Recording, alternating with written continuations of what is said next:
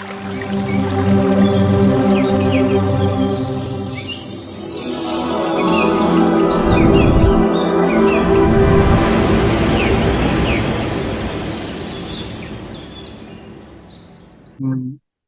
ಎಲ್ಲ ಪ್ರೀತಿಯ ಧ್ಯಾನ ಬಂಧುಗಳಿಗೂ ಸ್ವ ಬ್ರಹ್ಮರ್ಷಿ ಪಿತಾಮಹ ಪತ್ರಿಜಿ ಗುರುಗಳಿಗೂ ಸ್ವರ್ಣಮಾಲ ಅಮ್ಮನವರಿಗೂ ಮಹಾವತಾರ್ ಟಿವಿ ವೀಕ್ಷಕರಿಗೂ ನನ್ನ ಹೃದಯಪೂರ್ವಕವಾದ ಆತ್ಮ ನಮನಗಳನ್ನು ಸಲ್ಲಿಸುತ್ತಾ ಇವತ್ತಿನ ವಿಷಯ ಅರ್ಧನಾರಿ ತತ್ವದ ಬಗ್ಗೆ ತಿಳ್ಕೊಳ್ಳೋಣ. ಏನು ಇದು ಅರ್ಧನಾರಿ ತತ್ವ ಅಂದ್ರೆ, ನಾವು ಅರ್ಧನಾರೀಶ್ವರ ಅಂತ ನಾವೇನು ತಿಳ್ಕೊಂಡಿದೀವೋ ಇದುವರೆಗೂ, ಅರ್ಧನಾರೀಶ್ವರ ಅಂದ್ರೆ ಶಿವನ ಒಂದು ಅರ್ಧ ಭಾಗ ಅಂತ ತಿಳ್ಕೊಂಡಿದೀವಿ, ಇಲ್ಲ ದೇವಿಯ ಒಂದು ಅರ್ಧ ಭಾಗನೇ ಈಶ್ವರಂದು ಶಿವಂದು ಅಂತಲ್ವಾ. ಆಕ್ಚುಲಿ ಅದು ಹಾಗೆ ಇರುವುದಾ, ಇಲ್ಲ ನಮ್ಗೆ ಹಂಗ್ ತಿಳ್ಸ್ಕೊಟ್ಟಿದಾರ, ಇಲ್ಲ ನಮ್ಮಲ್ಲಿ ಆಗ್ತಾ ಇರೋ ಆ ಒಂದು ಅರ್ಧನಾರಿ ತತ್ವ ನಮ್ಮಲ್ಲಿ ಹೇಗೆ ನಾವು ಅದನ್ನ ಕಾಣಬೇಕು, ಅನುಭವಿಸ್ಬೇಕು ಅಂತ ಇವತ್ತು ಸ್ವಲ್ಪ ಆಳವಾಗಿ ತಿಳ್ಕೊಳ್ಳೋಣ. ನೋಡಿ, ಅರ್ಧನಾರಿ ಅಂದ್ರೆ, ಇಲ್ಲಿ ನಾರಿ ಅಂದ ಕೂಡ್ಲೆ ನಾವು ಬಂದು ಸ್ತ್ರೀಗೆ ಹೋಲಿಸ್ಬಾರ್ದು. ಇಲ್ಲಿ ಸ್ತ್ರೀಲಿಂಗ ಪುಲ್ಲಿಂಗ ಅದು ಸಂಬಂಧಪಟ್ಟದ್ದಲ್ಲ. ನಾರಿ ಅಂದ್ರೆ ಒಂದು ತತ್ವ, ಅದು ಒಂದು ಶಕ್ತಿ, ಅದು ಒಂದು ಎನರ್ಜಿ. ಸೊ ಎನರ್ಜಿನಲ್ಲೇ ನಾವು ಅದನ್ನ ಶಕ್ತಿ, ಇವಾಗ ಆದಿಶಕ್ತಿ ಪರಾಶಕ್ತಿ ಅಂತ ಹೇಳ್ತೀವಲ್ಲ. ಸೊ ಆ ಶಕ್ತಿ ತತ್ವ ಅರ್ಥ ಮಾಡ್ಕೋಬೇಕು. ನಾವು ಇಮಿಡಿಯೇಟ್ ಏನ್ ಮಾಡ್ಬಿಡ್ತೀವಿ ಅಂದ್ರೆ ದೇವಿಗೆ ಹೋಲಿಸ್ಬಿಡ್ತೀವಿ, ಶಕ್ತಿ ಅಂದ್ರೆ ದೇವಿ ಅಂತ. ಯಾಕಂದ್ರೆ ನಮ್ಮ ಪೂರ್ವಜರು ಹಾಗೆ ರೂಢಿಯಲ್ಲಿ ತಂದಿದ್ದಾರೆ, ನಾವು ಹಾಗೆ ರೂಪಿಸ್ಕೊಂಡಿದೀವಿ. ಸೊ ಅದಕ್ಕೊಂದು ಹಲವಾರು ನಾಮ ಕೊಟ್ಟು ದೇವಿಗೆ ನಾವು ಹಾಗೆ ಪೂಜೆ ಮಾಡ್ತಾ ಇದೀವಿ ಅಲ್ವಾ. ಆದ್ರೆ ಇಲ್ಲಿ ನಾವು ಅರ್ಥ ಮಾಡ್ಕೋಬೇಕಾಗಿರೋದು, ನಾರಿ ಅಂದ್ರೆ ಶಕ್ತಿ ಅಂದ್ರೆ ನಮ್ಮ ದೇಹ. ಯಾಕಪ್ಪ ಅಂದ್ರೆ ನಾವೇನೇ ಸಾಧನೆ ಮಾಡ್ಬೇಕಂದ್ರೂ ಕೂಡ ದೇಹವನ್ನು ಸಂಪೂರ್ಣ ಆರೋಗ್ಯದಿಂದ ಇಟ್ಟಿದ್ರೆ ಮಾತ್ರನೇ ನಮ್ಮ ಸಾಧನೆಗೆ ಅದಕ್ಕೊಂದು ಅರ್ಥ ಇರತ್ತೆ, ಆ ಸಾಧನೆಗೆ ಒಂದು ಬೆಲೆ ಇರತ್ತೆ. ಇಲ್ಲಾಂದ್ರೆ ಏನಾಗತ್ತೆ, ಇವಾಗ ನಾನು ರೋಗಕ್ಕೂ ಒಳಗಾಗಿ ಎಲ್ಲ ಕಾಯಿಲೆ ತಂದು ಆದ್ಮೇಲೆ ನಾನು ಧ್ಯಾನಕ್ಕೆ ಬಂದು ಅದು ಸರಿ ಮಾಡ್ಕೊಳ್ತೀನಿ ಅನ್ನೋದು ಭಗೀರಥ ಪ್ರಯತ್ನ. ಅದು ದೇಹ ಚೆನ್ನಾಗಿರುವಾಗಲೇ ನಾನು ಬರೋ ಕಾಯಿಲೆಯನ್ನು ತಡೆಗಟ್ಟಬಹುದು. ಈಗ ನಾವೇನ್ ಮಾಡ್ತಾ ಇದೀವಿ ಅಂದ್ರೆ, ಕಾಯಿಲೆ ಬಂದಾಗ ಅವಾಗ ಧ್ಯಾನಕ್ಕೆ ಬರ್ತೀವಿ, ಅವಾಗ ಧ್ಯಾನದಲ್ಲಿ ಸಿಗತ್ತಾ ಅಂತ ಲಾಭ ಹುಡುಕ್ತಿವಿ. ಬಟ್ ಧ್ಯಾನ ಅನ್ನೋದು ಬರೀ ಕಾಯಿಲೆ ಸರಿ ಮಾಡ್ಕೊಳ್ಳಕ್ಕೆ ಮಾತ್ರ ಅಲ್ಲ, ಧ್ಯಾನ ಅನ್ನೋದು ಮೋಕ್ಷಕ್ಕೆ ಮಾರ್ಗ.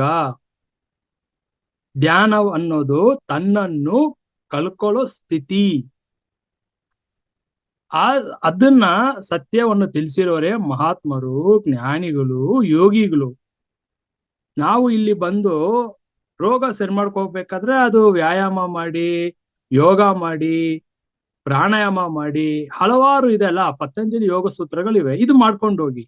ಬಟ್ ಇದನ್ನ ಧ್ಯಾನದಲ್ಲಿ ಸರಿ ಮಾಡ್ಕೋಬೇಕು ಅನ್ನೋದು, ಇವೆಲ್ಲ ಏನಂದ್ರೆ ಲೈಕು ಇದೆಲ್ಲ ಚಿಕ್ಕ ಚಿಕ್ಕ ವಿಚಾರಗಳನ್ನ ಇದನ್ನೇ ದೊಡ್ಡದಾಗಿ ಹೇಳ್ಕೊಂಡು ಗ್ರೇಟ್ ಅಚೀವ್ಮೆಂಟ್ ಅಂತ ಅಲ್ಲೇ ನಿಂತು ಬಿಡ್ತೀವಿ.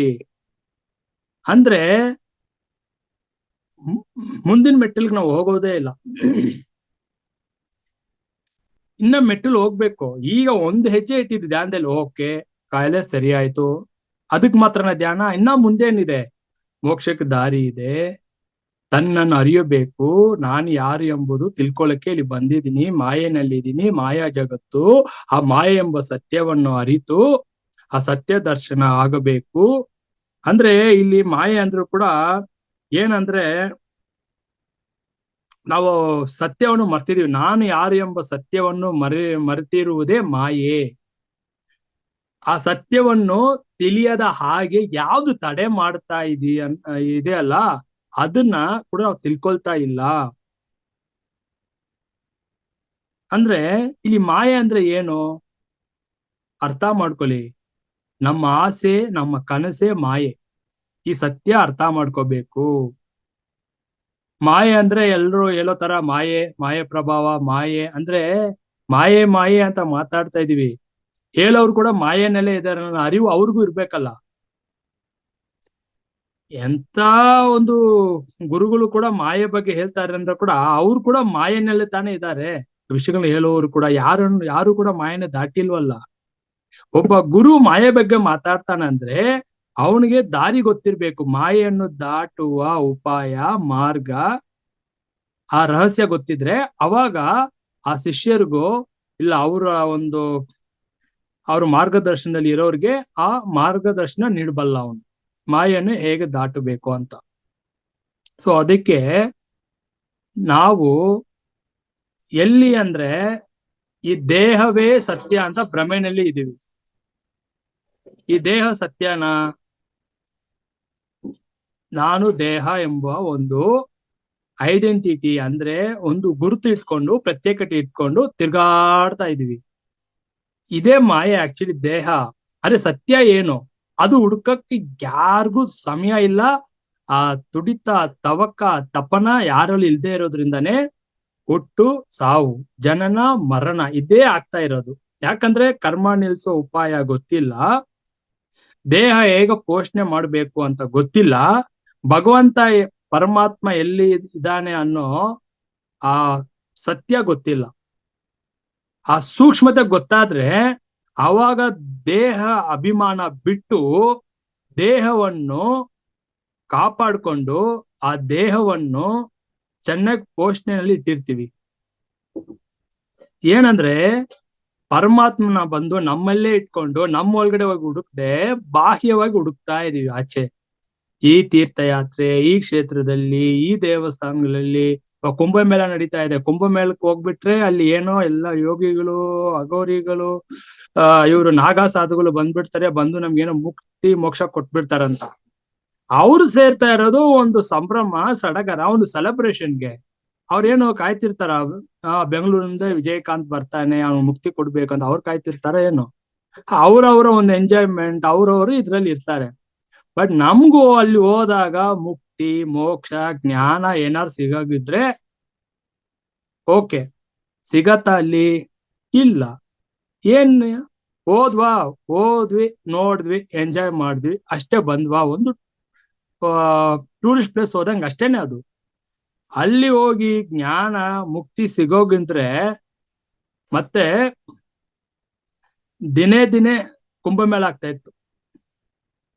ಯಾಕೆ 12 ವರ್ಷಕ್ಕೊಮ್ಮೆನೆ ಕುಂಭಮೇಳ ಆಗ್ಬೇಕಾ? ಏನೋ ಜನರು ಆತರ ಒಂದು ಕಲ್ಪನೆ ಮಾಯೆಗೆ ಸಿಕ್ಕಾಕೊಂಡು ಓಡೋದು ಜಾಸ್ತಿ. ಅಲ್ಲಿ ಅವ್ರು ಬರ್ತಾರೆ ನಾಗ ಸಾಧುಗಳು ಅಷ್ಟೇನೆ, ಅವ್ರೇನೋ ತಪಸ್ ಮಾಡಿದ್ದಾರೆ, ಅವರ ಒಂದು ಇದಕ್ಕೋಸ್ಕರ ಓಕೆ, ಹೋಗ್ ದರ್ಶನ ಮಾಡೋದು ತಪ್ಪೇನಿಲ್ಲ. ಬಟ್ ಅವ್ರ ಆಶೀರ್ವಾದ ಮಾಡ್ಬಿಟ್ರೆ ನಮ್ ಜೀವನ ಚಮತ್ಕಾರ ಆಗ್ಬಿಡತ್ತೆ, ಪವಾಡ ಆಗ್ಬಿಡತ್ತೆ, ವಿಸ್ಮಯ ಆಗ್ಬಿಟ್ಟೆ ಅಂತ ಅದ ದೊಡ್ಡ ಅಜ್ಞಾನ ಮಾಸ್ಟರ್ಸ್. ನೀವಿರೋ ಜಾಗನೇ ಹೇಳ್ತಾ ಇದೀನಲ್ಲ, ನೀವಿರೋ ಪುಣ್ಯಕ್ಷೇತ್ರ, ನೀವಿರೋ ಮನೆನೇ ದೇವಾಲಯ, ನಿಮ್ಮ ಸಾಧನೆಯೇ ಯೋಗಿಗಳ ಸಾಧನೆ. ಸೊ ಈ ಶಕ್ತಿ ಅಂದ್ರೆ ಫಸ್ಟ್ ಅರ್ಥ ಮಾಡ್ಕೋಬೇಕಾಗಿರೋದು, ನಮ್ಮ ಈ ದೇಹವನ್ನ ಚೆನ್ನಾಗಿ ಆರೋಗ್ಯವಾಗಿ ಇಟ್ಕೊಳ್ಳೋದೆ. ಯಾಕಂದ್ರೆ ಈ ದೇಹದಲ್ಲಿ ಪ್ರಧಾನವಾಗಿರೋದು ಶಕ್ತಿ, ಅದನ್ನೇ ಎನರ್ಜಿ ಅಂತೀವಿ. ಈ ದೇಹದಲ್ಲಿ ಶಕ್ತಿ ಇಲ್ಲ ಅಂದ್ರೆ ಏನಾಗ್ತೀವಿ ನಾವು? ಸುಸ್ತಾಗಿ ಕೆಳಗ್ ಬೀಳ್ತೀವಿ, ಏನ್ ಕೆಲಸ ಮಾಡಕ್ ಆಗಲ್ಲ. ಆಮೇಲೆ ಎನರ್ಜಿ ಡ್ರಿಂಕ್ ಬೇಕು, ಗ್ಲುಕೋಸ್ ಹಾಕ್ಸ್ಕೋಬೇಕಂತ ಓಡ್ತೀವಿ, ಸುಸ್ತಾಗ್ತದೆ. ಯಾಕೆ? ಎನರ್ಜಿ ಕಡಿಮೆ ಇದೆ. ಬಟ್ ಆ ಎನರ್ಜಿ ಕೊಡ್ತಾ ಇರೋದು ಯಾವ್ದು? ಕಣ್ಣಿಗೆ ಗೋಚರ ಆಗದೆ ಇರೋ ಒಂದು ಶಕ್ತಿ. ಆ ಶಕ್ತಿಯನ್ನು ಯಾರು ತಿಳ್ಕೊಂಡಿದಾನೋ ಅದನ್ನೇ ನಾನು ಹೇಳ್ತಾ ಇರೋದು, ಆ ಶಕ್ತಿಯನ್ನು ಅರಿತವನೇ ಯೋಗಿ, ಜ್ಞಾನಿ ಅಂತ. ನಾವು ಏನೇನು ವಿಜ್ಞಾನ ತಿಳಿಸ್ಕೊಟ್ಟಿದೆ ಅಲ್ಲ, ಏನ್ ವಿದ್ಯೆ ಕಲ್ತಿದೀವಿ, ಈ ಸೈನ್ಸ್, ಇದೆಲ್ಲವೂ ಕೂಡ ನಾನು ಜೀವಂತವಾಗಿರೋವರೆಗೂ ಅಷ್ಟೇನೆ. ಅದು ನಾನು ಏನೇ ವಿದ್ಯೆ ಕಲ್ತಿದ್ರು ಕೂಡ ಅದು ಕೂಡ ನಶ್ವರನೇ. ಬಟ್ ಶಾಶ್ವತ ಯಾವುದು? ಜ್ಞಾನ. ಎಷ್ಟು ಜನ್ಮ ಆದ್ರೂ ಕೂಡ ನನ್ನ ಜೊತೆ ಆ ಜ್ಞಾನ ಬೆಳವಣಿಗೆ ನನ್ನ ಹಿಂದೆನೆ ಹಿಂಬಾಲಿಸ್ತಾ ಇರುತ್ತೆ. ಎಲ್ಲಿವರೆಗೂ ನಾನು ಜ್ಞಾನ ತಿಳ್ಕೊಂಡು ಎಲ್ಲಿಗೆ ನಿಲ್ಸಿದಿನೋ ಅದು ಮುಂದುವರಿತಾ ಇರುತ್ತೆ ಮುಂದಿನ ಜನ್ಮದಲ್ಲೂ ಕೂಡ. ಆದ್ರೆ ನಾನು ಈ ಜನ್ಮದಲ್ಲಿ IAS ಆಫೀಸರ್ ಆಗಿರ್ಬೋದು, ಇಲ್ಲ ದೊಡ್ಡ ಒಂದು ಗಣ್ಯ ವ್ಯಕ್ತಿ ಆಗಿರ್ಬೋದು ಸಮಾಜದಲ್ಲಿ, ಬಟ್ ನನ್ನ ಟೈಮ್ ಬಂದಾಗ, ಬಾಡಿ ವೆಕೇಟ್ ಆದಾಗ ಅದು ಯಾವ್ದೂ ಇಲ್ಲ ಮಾಸ್ಟರ್ಸ್. ಅಂದ್ರೆ ಇಷ್ಟು ಏನಕ್ಕೆ ನಾನು ಒಂದು ಕಂಪನಿಯಲ್ಲಿ ಸಿಇಒ ಆಗಿದ್ದೀನಿ, ಡೈರೆಕ್ಟರ್ ಆಗಿದ್ದೀನಿ, ಎಲ್ಲ ಇದ್ರು ಕೂಡ ನನ್ನ ಸರ್ವೈವಲ್ ಹೊಟ್ಟೆ ಪಾಡಿಗೋಸ್ಕರ ಅಷ್ಟೇನೆ. ಅದೆಲ್ಲ ಕೂಡ ನಾನು ಈ ಭೂಮಿನಲ್ಲಿ ಜೀವಿಸೋದಕ್ಕಷ್ಟೇ, ಅಲ್ಲಿವರೆಗೂ ಮಾತ್ರ ಬರುತ್ತೆ. ಯಾಕೆ ಜ್ಞಾನಕ್ಕೆ ನಾವು ಪ್ರಾಧಾನ್ಯತೆ ಕೊಡ್ತೀವಂದ್ರೆ, ನನ್ ಟೈಮ್ ಯಾವಾಗ ಬರುತ್ತೆ ಅಂತ ನನ್ಗೆ ಗೊತ್ತಿಲ್ಲ, ನನ್ನ ಸಮಯ ಹೋಗ್ಬೇಕಾದ್ರೆ ಮುಗಿಬಹುದು, ಎಕ್ಸ್ಪೈರಿ ಡೇಟ್ ಗೊತ್ತಿಲ್ಲ.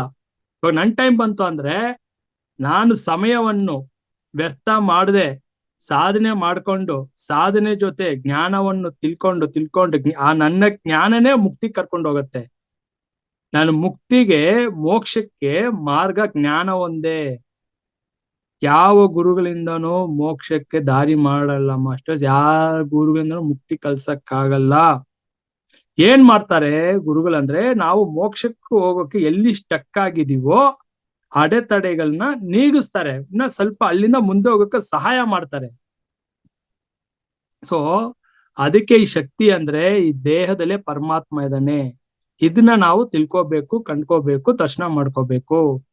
ಅದಕ್ಕೆ ಶಿವವಾಕ್ಯರೆಂಬ ಮಹಾ ಸಿದ್ಧಿ ಪುರುಷರು ಹೇಳ್ತಾರೆ,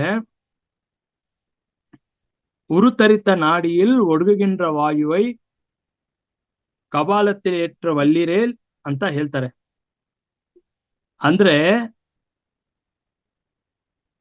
ನಮ್ಮ ಒಳಗಡೆ ಕಪಾಲದಲ್ಲಿ ಇದಾನಪ್ಪ ಭಗವಂತ, ನಮ್ಮ ಸುಷುಮ್ನ ನಾಡಿ ತೆರೆದ್ರೆ ಅದು ಯಾವ ಜನ್ಮದಲ್ಲಿ ನಮ್ಗೆ ತೆರೆದುಕೊಳ್ಳುತ್ತೋ ಆ ಸುಷುಮ್ನ ನಾಡಿನಲ್ಲಿ ಆ ಶ್ವಾಸ ನಾವು ಯಾವಾಗ ಮೂಗ್ನಿಂದ ತಗೊಳ್ತಾರೆ, ಶ್ವಾಸ ನಿಂತು ಈ ಉಬ್ಬುಗಳ ಮಧ್ಯೆ ರಹಸ್ಯವಾಗಿ ನಿಗೂಢವಾಗಿರೋ ಸುಷುಮ್ನ ತೆರೆದಾಗ ನಮ್ಮ ಮನಸ್ಸು ತಾನಾಗ ಅಲ್ಲಿ ನಿಲ್ಲತ್ತೆ.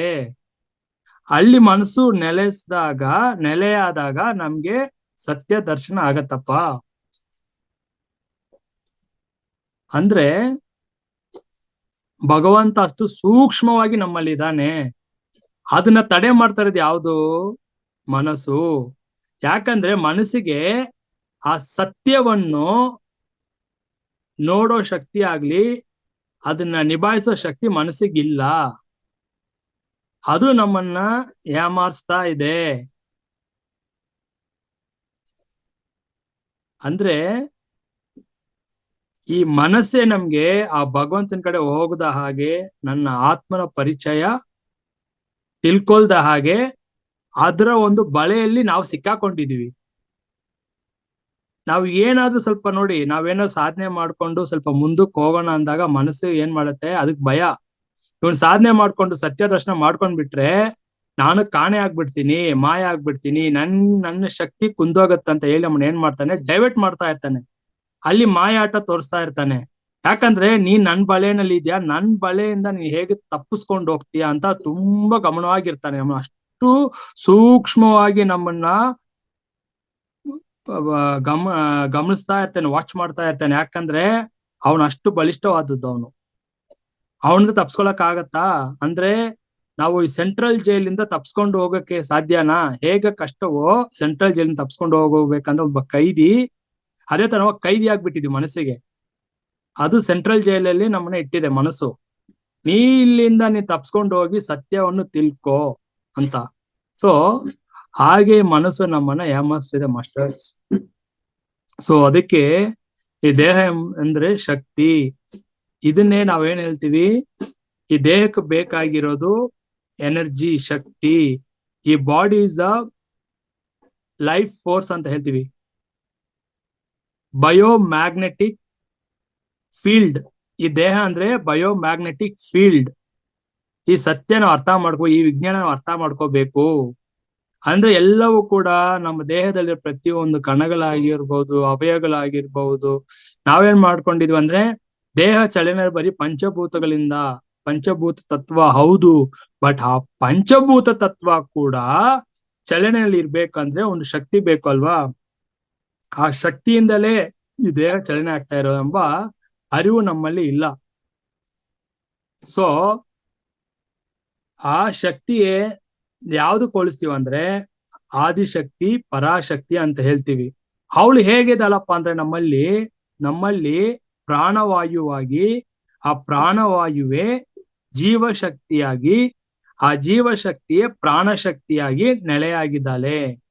ಅದಕ್ಕೆ ಆ ಶಕ್ತಿಯನ್ನು ಯಾರು ಅರಿತಿರ್ತಾನೋ, ತಿಳ್ತಿರ್ತಾನೋ, ಅವನು ಜ್ಞಾನದ ಉತ್ತುಂಗಕ್ಕೆ ಹೋಗ್ತಾ ಇರ್ತಾನೆ ಮಾಸ್ಟರ್ಸ್.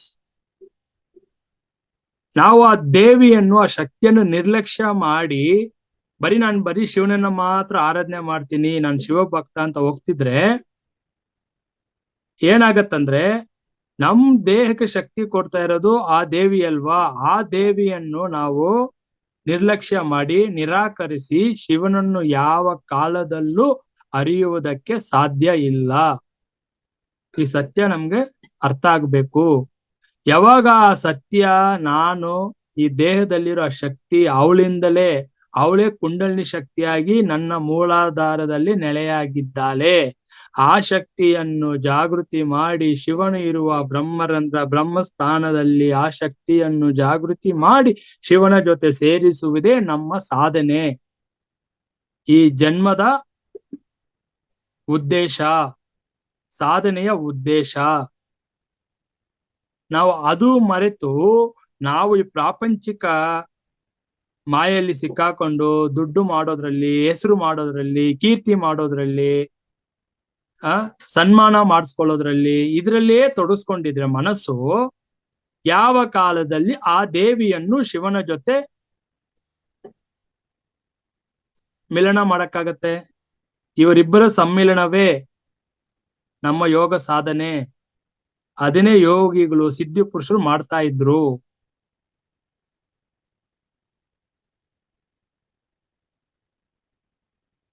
ಅಂದ್ರೆ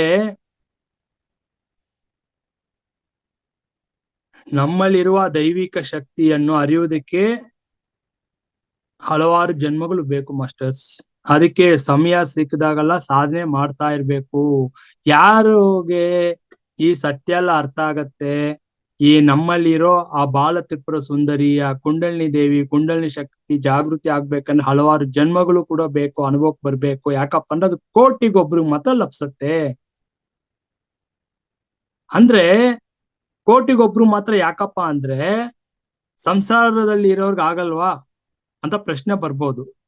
ಸಂಸಾರದಲ್ಲಿ ಇರೋರು ಕೂಡ ಸಾಧ್ಯತೆ ಇದೆ ಮಾಸ್ಟರ್ಸ್. ಆದರೆ ಸಂಸಾರದಲ್ಲಿ ಇದ್ದು ಕೂಡ ನಮ್ಮ ಸಮಯವನ್ನು ವ್ಯರ್ಥ ಮಾಡದೆ ಎರಡು ಸಮತೋಲನದಲ್ಲಿ ಬ್ಯಾಲೆನ್ಸ್ ಮಾಡಿ ನನ್ನ ಗುರಿ ಗಮನ ಮೋಕ್ಷ ಮುಕ್ತಿ ಜ್ಞಾನದಲ್ಲಿ ಇದ್ರೆ ಅದು ಲಭಿಸತ್ತೆ.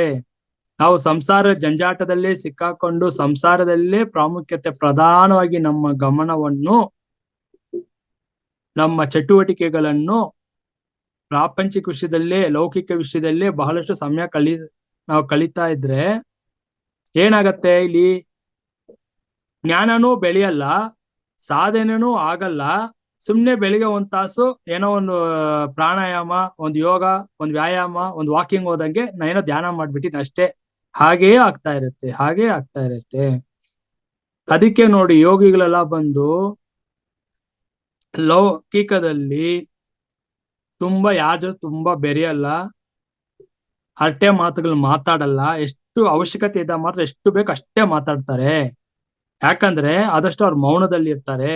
ಅವರ ಗುರಿ ತನ್ನ ಸಾಧನೆಯಲ್ಲಿ ಇರತ್ತೆ, ಮೋಕ್ಷದಲ್ಲಿ ಇರತ್ತೆ.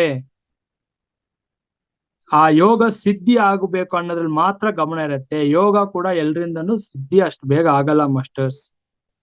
ಯಾಕೆ ನನ್ಗೆ ಧ್ಯಾನ ಸಿದ್ಧಿ ಆಗಲ್ಲ? ಅದಕ್ಕೆ ಈ ಧ್ಯಾನ ಯೋಗ ಸಿದ್ಧಿ ಆದ್ರೇನೆ ಜ್ಞಾನ ಸಿದ್ಧಿ ಆಗುವುದು. ಇದಕ್ಕೆ ನಿಸ್ವಾರ್ಥವಾದ ಸೇವೆ ಮಾಡಬೇಕು. ಫಸ್ಟ್ ಆ ದೇವಿ ಯಾರು, ಆದಿಶಕ್ತಿ, ಪರಾಶಕ್ತಿ, ಯೋಗ ಮಾಯೆ, ಮಹಾಮಾಯೆಯನ್ನು ಅರಿತು ನಮ್ಗೆ ಮಾಯೆ ಆಟ ತೋರಿಸ್ತಾ ಇರೋ ಮನಸ್ಸನ್ನು ಅರಿತು, ಮನಸ್ಸಿನ ಬಗ್ಗೆ ವಿಚಾರ ಬಿಟ್ಟು ನನ್ನ ಸತ್ಯ ದರ್ಶನವಾದ, ನನ್ನ ಸ್ವರೂಪವಾದ ಆ ಆತ್ಮನ ಮೇಲೆ, ಆ ಬ್ರಹ್ಮನ ಮೇಲೆ ಗಮನ ಅಲ್ಲಿ ನಾನು ಮನನ ಮಾಡ್ತಾ ಇದ್ರೆ ಅವನ ಬಗ್ಗೆ ನಾನು ಯಾರು, ನನ್ನ ಸ್ವರೂಪ ಏನು, ಅದ್ರ ಮೇಲೆ ವಿಚಾರ ಮಾಡ್ತಾ ಮಾಡ್ತಾ ಮಾಡ್ತಾ ಯಾವುದೋ ಒಂದು ದಿನಗಳಲ್ಲಿ, ಇಲ್ಲ ಯಾವುದೋ ಒಂದು ಕಾಲದಲ್ಲಿ, ಇಲ್ಲ ಯಾವುದೋ ಒಂದು ಜನ್ಮದಲ್ಲಿ ಕೂಡ ಆ ಸತ್ಯ ನಮ್ಗೆ ಅರಿವಾಗುತ್ತೆ ಮಾಸ್ಟರ್ಸ್. ಅದಕ್ಕೆ ಹೇಳ್ತಾ ಇರೋದು, ಸಮಯವೇ ಸಾಧನೆ, ಸಮಯವೇ ಸಾಧನೆ. ಬಹಳಷ್ಟು ಪರೀಕ್ಷೆಗಳು ಬರ್ತಾ ಇರತ್ತೆ, ಟೆಸ್ಟಿಂಗ್ ಟೈಮ್, ಟೆಸ್ಟ್ ಬರ್ತಾ ಇರತ್ತೆ. ಯೋಗಿಗಳಿಗೆಲ್ಲ ನೋಡಿ, ಅವರೆಲ್ಲ ಬಂದು ತುಂಬಾ ದರಿದ್ರವನ್ನ ಅನುಭವಿಸಿರ್ತಾರೆ, ಕಷ್ಟಗಳೇ ಅನುಭವಿಸಿರ್ತಾರೆ, ಅವಮಾನಗಳನ್ನೇ ಅನುಭವಿಸಿರ್ತಾರೆ. ಎಲ್ರೂ ಕತೆ ನೀವು ತೆಗೆದು ನೋಡಿ, ಕೈವಾರ ತಾತಾಯ ಆಗಿರ್ಬೋದು, ಯಾರ್ದು ಬೇಕಾದ್ರೂ ನೀವು ತೆಗೆದು ನೋಡಿ, ಅವ್ರ ಚರಿತ್ರೆ ಎಲ್ಲ ಓದಿ ಗೊತ್ತಾಗತ್ತೆ. ಬಟ್ ಇಲ್ಲಿ ಸಂಸಾರದಲ್ಲಿ ಇದ್ದು ನಾನು ಸಾಧನೆ ಮಾಡಬೇಕು ಅಂದ್ರೆ ಮನಸ್ಸು ಫಸ್ಟ್ ಬಿಡ್ಬೇಕು, ನಮ್ಮನ್ನ ಸಾಧನೆಗೆ ಶರಣಾಗತಿಯಲ್ಲಿ ಇರ್ಬೇಕು. ಫಸ್ಟ್ ನನ್ನಲ್ಲಿ ಗುಣಗಳು ಬದಲಾವಣೆ ಆಗ್ಬೇಕು. ಆ ಶಿವ ಅಂದ್ರೆ ಯಾರು? ಪ್ರೀತಿ ಕರುಣೆ ತತ್ವ ಅವನು. ಅದಕ್ಕೆ ಅನ್ಬೇ ಶಿವಂ ಅಂತ ಹೇಳಿರೋದು ತಿರುಮೂಲರು ಬ್ರಹ್ಮಾಂಡ ಪೂರ್ತಿ ಎಲ್ಲ ಸೂಕ್ಷ್ಮ ಲೋಕಕ್ಕೂ ಹೋಗಿ ತಿಳ್ಕೊಂಡ್ ಬಂದು ತಿಳ್ಸಿರೋ ಸತ್ಯ ಮಾಸ್ಟರ್ಸ್. ಇದು ಬ್ರಹ್ಮಾಂಡ ಪೂರ್ತಿ ವ್ಯಾಪಿಸಿರೋದು ಪ್ರೀತಿ ತತ್ವಪ್ಪ, ಲವ್ ಎನರ್ಜಿ, ಕಂಪ್ಯಾಷನ್. ಇದೇ ಆ ಶಿವ ಅಂದ್ರೆ ನಾವು ರೂಪಿಸ್ಕೊಂಡಿರೋ ತ್ರಿಶೂಲ ಇಟ್ಕೊಂಡು ಜಟೆನ್ ಮುಡಿಸ್ಕೊಂಡು ಸೊ ಹೀಗೆ ಇರ್ತಾನೆ ಶಿವ ಅಂತ. ಅದು ನಮ್ಮ ಅಜ್ಞಾನ, ಅದು ನಾವು ಕಲ್ಪನೆ ಮಾಡ್ಕೊಂಡಿರೋದು. 3 ಕಣ್ಣಿರತ್ತೆ, ಹೀಗಿರ್ತಾನೆ. ಶಿವರಾತ್ರಿ ಬಂದ್ರೆ ನಾವು ಶಿವನನ್ನು ಹೀಗೆ ಆರಾಧನೆ ಮಾಡ್ಬೇಕು. ಇವೆಲ್ಲವೂ ಕೂಡ ಬಾಹ್ಯ ಪೂಜೆ. ನಾವು ಮಾಡಬೇಕಾಗಿರೋದು ಆತ್ಮನ ಮೇಲೆ ಪೂಜೆ, ಮಾಡಬೇಕಾಗಿರೋದು ಆತ್ಮನ ಮೇಲೆ ಧ್ಯಾನ. ಸೊ ಈ ಸತ್ಯವನ್ನು ಅರಿತರೆ ಮಾತ್ರ ಆ ಸ್ತ್ರೀ ತತ್ವ ಅರ್ಥ ಆಗತ್ತೆ ಮಾಸ್ಟರ್ಸ್. ಯಾವತ್ತೂ ಬಂದು ಯಾರಲ್ಲಿ ಆ ಸ್ತ್ರೀ ತತ್ವ ಜಾಗೃತಿ ಆಗತ್ತೋ ಅವ್ರಿಗೆ ಆ ಮಾತೃಭಾವ, ಆ ಒಂದು ಕರುಣೆ ಸ್ಥಿತಿಯಲ್ಲಿ ಇರ್ತಾರೆ ಮಾಸ್ಟರ್ಸ್. ನನ್ನಲ್ಲಿ ಪುರುಷ ತತ್ವ ಅತಿಯಾಗಿದ್ರೆ ಏನಾಗತ್ತೆ? ದಬ್ಬಾಳಿಕೆ, ಅಧಿಕಾರ ಚಲಾಯಿಸೋದು, ಈ ತರ ಇರುತ್ತೆ. ಆದ್ರೆ ನಾನ್ ಮೇಲು ನೀನ್ ಕೀಳು ಅನ್ನೋ ಆ ಒಂದು ಮನೋಭಾವನೆ ಬರುತ್ತೆ ಮಾಸ್ಟರ್ಸ್. ಅದಕ್ಕೆ ಸ್ತ್ರೀಯರಲ್ಲಿ ಕೂಡ ಸ್ತ್ರೀ ತತ್ವ ಸಮನಾಗಿರ್ಬೇಕು, ಪುರುಷರಲ್ಲಿ ಕೂಡ ಪುರುಷ ತತ್ವ ಸಮಾನವಾಗಿರ್ಬೇಕು. ಸ್ತ್ರೀಯರಲ್ಲಿ ಅತಿಯಾಗಿ ಪುರುಷ ತತ್ವ ಹೆಚ್ಚಾಗಿರ್ಬಾರ್ದು, ಪುರುಷರಲ್ಲಿ ಕೂಡ ಅತಿಯಾಗಿ ಸ್ತ್ರೀ ತತ್ವ ಹೆಚ್ಚಾಗಿರ್ಬೋದು. ಎರಡು ಬ್ಯಾಲೆನ್ಸ್ ಆಗಿರ್ಬೇಕು, 50-50. ಅದೇ ಶಿವಶಕ್ತಿ ಮಿಲನ.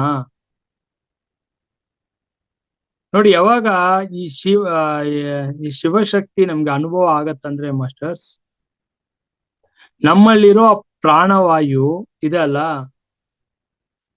ಅದು ನಮ್ಮಲ್ಲಿ ದಶವಾಯುಗಳಿದೆ. ಪ್ರಾಣ, ಅಪಾನ, ಸಮಾನ, ಉದಾನ, ವ್ಯಾನ ಅಂತ.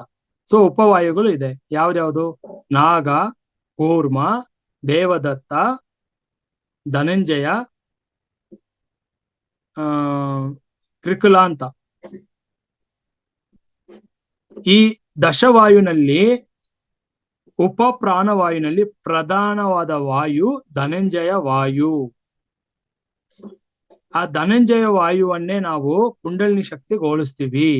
ಆ ವಾಯು ಬಂದು ಸರ್ಪದ ಆಕಾರದಲ್ಲಿ ಮಲ್ಕೊಂಡಿರುತ್ತೆ ಮಾಸ್ಟರ್ಸ್. ಅದು ಯಾವಾಗ ಈ ವಾಯು ನಮ್ಮಲ್ಲಿ ಸದಾ ಚಲನೆಯಲ್ಲಿರೋ ಈ ಪ್ರಾಣವಾಯು ಜೊತೆ ಮಿಲನವಾಗಿ ಆ ಧನಂಜಯ ವಾಯು ನಮ್ಮ ಈ ಬ್ರಹ್ಮರಂಧ್ರಕ್ಕೆ ಬಂದು ನಮ್ಮ ಮೆದುಳಿನ ಭಾಗದಲ್ಲಿ ಸೇರ್ಕೊಂಡು ಅದು ಅಲ್ಲಿ ಈ ಪ್ರಾಣವಾಯು ಜೊತೆ ಮಿಲನ ಆಗುವುದೇ ಶಿವ ಶಕ್ತಿ ಮಿಲನ. ಧನಂಜಯ ವಾಯು ಪ್ರಾಣವಾಯು ಎರಡು ಒಂದಾಗುವುದೇ ಶಿವ ಶಕ್ತಿ. ಅದೇ ಅರ್ಧ ನಾರಿ ತತ್ವ. ನಾವು ದೇವಸ್ಥಾನ ಹೋಗ್ಬಿಟ್ಟು ಅರ್ಧ ದೇಹ ಶಿವ ಅರ್ಧ ದೇಹ ಶಕ್ತಿ ನೋಡ್ಬಿಟ್ಟು ಇದೇ ಅರ್ಧನಾರಿ ಅಂತ ನಾವು ಹಾಗೆ ಆರಾಧನೆ ಮಾಡ್ತಾ ಇದೀವಿ. ನಮ್ಮಲ್ಲಿ ಇರೋ ಅರ್ಧನಾರಿ ತತ್ವ ಅರ್ಥ ಮಾಡ್ಕೋಬೇಕು, ನಮ್ಮಲ್ಲಿ ಅದು ಅನುಭವಿಸಬೇಕು. ಅದೇ ಅರ್ಧನಾರೀಶ್ವರ ತತ್ವ ಅಂದ್ರೆ, ಅದೇ ಶಿವಶಕ್ತಿ ಅಂದ್ರೆ. ಇದನ್ನೇ ಯೋಗಿಗಳು ಸಿದ್ಧಿ ಪುರುಷರು ತಿಳಿಸ್ಕೊಟ್ಟಂತಹ ಅರ್ಧನಾರಿ ತತ್ವ ನಮ್ಮಲ್ಲಿ ಹೇಗೆ ನಮ್ಮನ್ನ ಕಾಣಬೇಕು ಅಂತ. ಸೊ ಮಾಸ್ಟರ್ಸ್ ಅರ್ಥ ಮಾಡ್ಕೊಳ್ಳಿ. ಅದೇ ತರವಾಗಿ ಏನು ಕುಂಭಮೇಳ ನಡೀತಾ ಇದಲ್ಲ, ಅದು ಕೂಡ ಏನು ತ್ರಿವೇಣಿ ಸಂಗಮ ಅಂದ್ರೆ ಗಂಗಾ ಯಮುನಾ ಸರಸ್ವತಿ ಇಡಾನಾಡಿ ಪಿಂಗಲ ನಾಡಿ ಹೋಗಿ ಸುಷುಮ್ನ ನಾಡಿ ನೆಲೆಸುವುದೇ ತ್ರಿವೇಣಿ ಸಂಗಮ. ಇದು ಮೂರು ಹೋಗಿ ಸಂಗಮಿಸ್ಬೇಕು.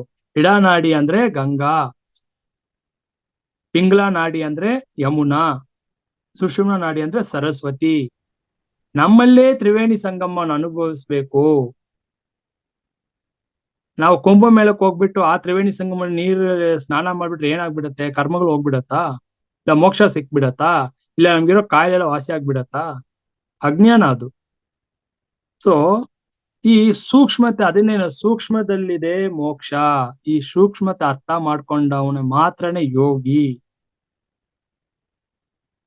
ಅದಕ್ಕೆ ಪ್ರತಿದಿನ ಧ್ಯಾನ, ಸೇವೆ, ಎಂಜಾಯ್ಮೆಂಟ್, ಮೆಡಿಟೇಷನ್, ಸರ್ವಿಸ್, ಎಂಜಾಯ್ಮೆಂಟ್ ಮೂರು ಮಾಡ್ಬೇಕು. ಬರೀ ಧ್ಯಾನ ಮಾಡ್ಕೊಂಡು ಕೂತಿರ್ಬಾರ್ದು. ಸೇವೆಯನ್ನು ತೊಡಸ್ಕೋಬೇಕು. ಇಂಪಾರ್ಟೆಂಟ್. ಏನು? ನಿಸ್ವಾರ್ಥವಾದ ಸೇವೆ. ನಾನು ಇದು ಮಾಡಿದ್ರೆ ನನ್ಗೆ ಅದು ಸಿಗತ್ತೆ, ಹಿಂಗ್ ಸರಿ ಆಗತ್ತೆ, ಹಂಗ್ ಸರಿ, ಏನು ಅಪೇಕ್ಷೆ ನಿರೀಕ್ಷೆ ಇಲ್ಲದೆ ನಿಸ್ವಾರ್ಥ ಸೇವೆ ಮಾಡ್ತಾ ಇರ್ಬೇಕು. ಸರೆಂಡರ್ನೆಸ್ ಇಂದ, ಶರಣಾಗತಿಯಿಂದ ಸೇವೆ ಮಾಡ್ತಾ ಇರ್ಬೇಕು.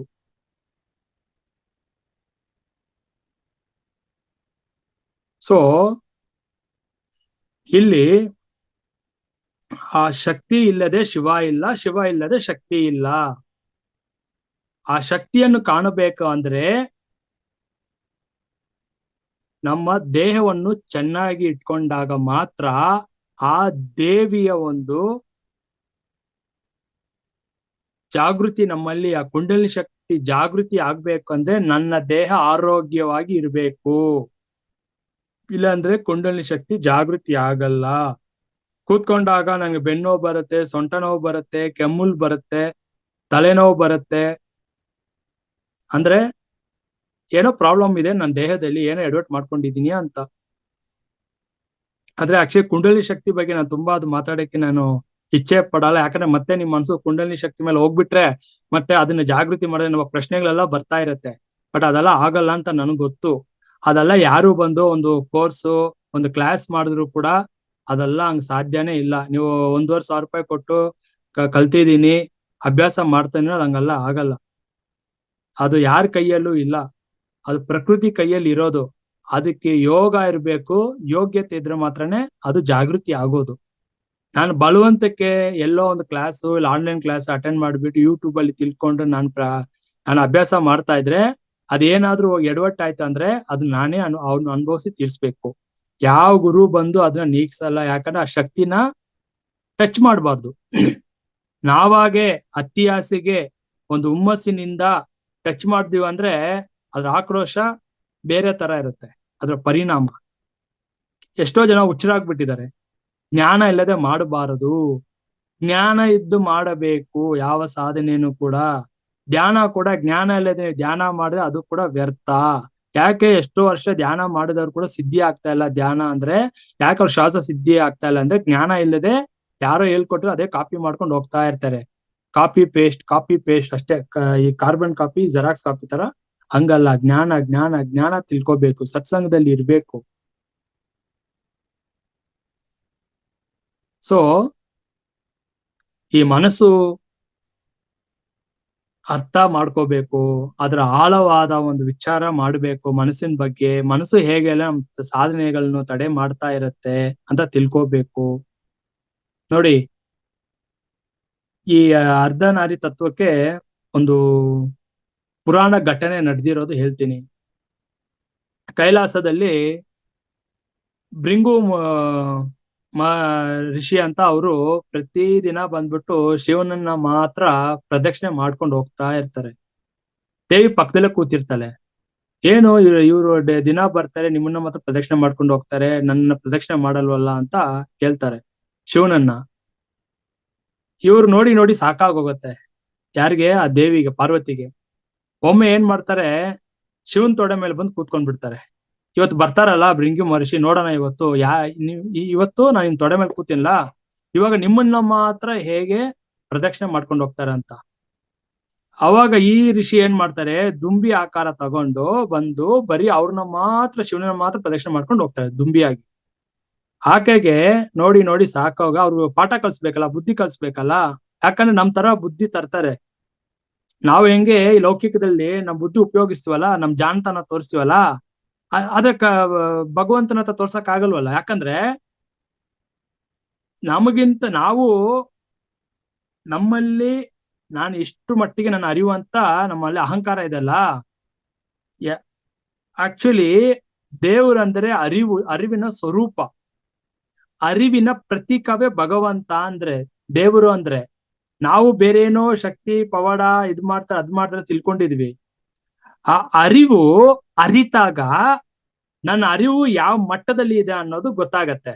ಇವಾಗ ಇವ್ರು ಅರಿವು ಉಪಯೋಗಿಸಿ ಜಾಣತನ ಉಪಯೋಗಿಸ್ಬಿಟ್ಟು ದುಂಬಿ ಆಕಾರದಲ್ಲಿ ಬಂದು ಹೋದ್ರಲ್ಲ, ಅವ್ರು ಏನ್ ಮಾಡ್ತಾರೆ, ದೇವಿ ಇವ್ರಿಗೆ ಪಾಠ ಕಲಿಸ್ಬೇಕಂತ, ಇವಾಗ ನಿನ್ ದೇಹದಲ್ಲಿ ಶಕ್ತಿ ಇರೋದಕ್ ತಾನೇ ನೀನ್ ಬಂದು ಹೋಗ್ತಾ ಇದೀಯಾ, ಆ ಶಕ್ತಿನ ತಗೊಂಡ್ಬಿಡ್ತಾಳೆ.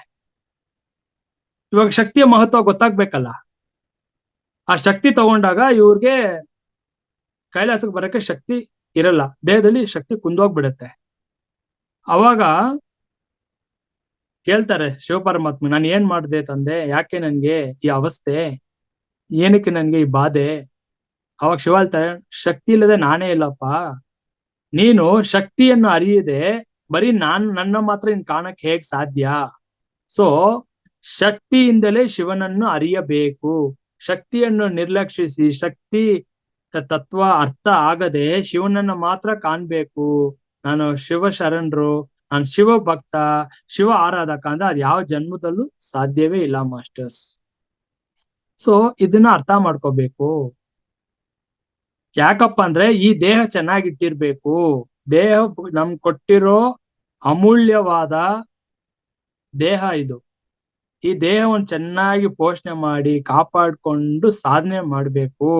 ಎಲ್ಲ ಕಾಯಿಲೆಗಳನ್ನ ತರಿಸ್ಕೊಂಡು ನಾನು ಸಾಧನೆ ಮಾಡಿ ಸರಿ ಮಾಡ್ಕೊಳ್ತೀನಿ ಅಂದ್ರೆ, ಸರಿ ಮಾಡ್ಕೊಳ್ರೆ ಒಂದ್ ಜನ್ಮ ಹೋಗ್ಬಿಟ್ರೆ ಎಲ್ಲಿಂದ ಮುಕ್ತಿ, ಮೋಕ್ಷ, ಜ್ಞಾನ, ಆಧ್ಯಾತ್ಮಿಕ ಬೆಳವಣಿಗೆ ಇನ್ನು ಎಷ್ಟೋ ಇದೆ, ಸಮುದ್ರದಷ್ಟು. ಸೊ ಇಲ್ಲಿ ಆಲ್ವೇಸ್ ಅದಕ್ಕೆ ಹೇಳ್ತಾ ಇರೋದು, ಅವೇರ್ನೆಸ್ ಅಲ್ಲಿ ಇರ್ಬೇಕು, ಅಲರ್ಟ್ ಆಗಿರ್ಬೇಕು. ಈಗ ನನ್ ಸಮಯ ಯಾವಾಗ ಬರುತ್ತೋ ಗೊತ್ತಿಲ್ಲ, ಅಷ್ಟ್ರ ಒಳಗಡೆ ಎಷ್ಟು ಆಗತ್ತೋ, ಎಷ್ಟು ಸಾಧ್ಯತೆ ಇದೆಯೋ ಸಾಧನೆ ಜ್ಞಾನ ತಿಳ್ಕೊಳ್ತಾ ಇರ್ಬೇಕು. ನೋಡಿ, ಈಗ ಸೂರ್ಯ ಬೆಳಗ್ತಾನೆ. ಇವತ್ತು ರಥಸಪ್ತಮಿ, ತಾನೆ. ಏನ್ ಮಾಡ್ತೀವಿ? ಸೂರ್ಯನ ಆರಾಧನೆ ಮಾಡ್ತೀವಿ, ಪೂಜೆ ಮಾಡ್ತೀವಿ, ಏನ್ ಶಾಸ್ತ್ರದೆಲ್ಲ ಮಾಡ್ತಾ ಇರ್ತೀವಿ. ಆದ್ರೆ ಆ ಸೂರ್ಯನನ್ನ ಕೂಡ ಬೆಳಗಿಸ್ತಾ ಇರೋದು ಯಾರು?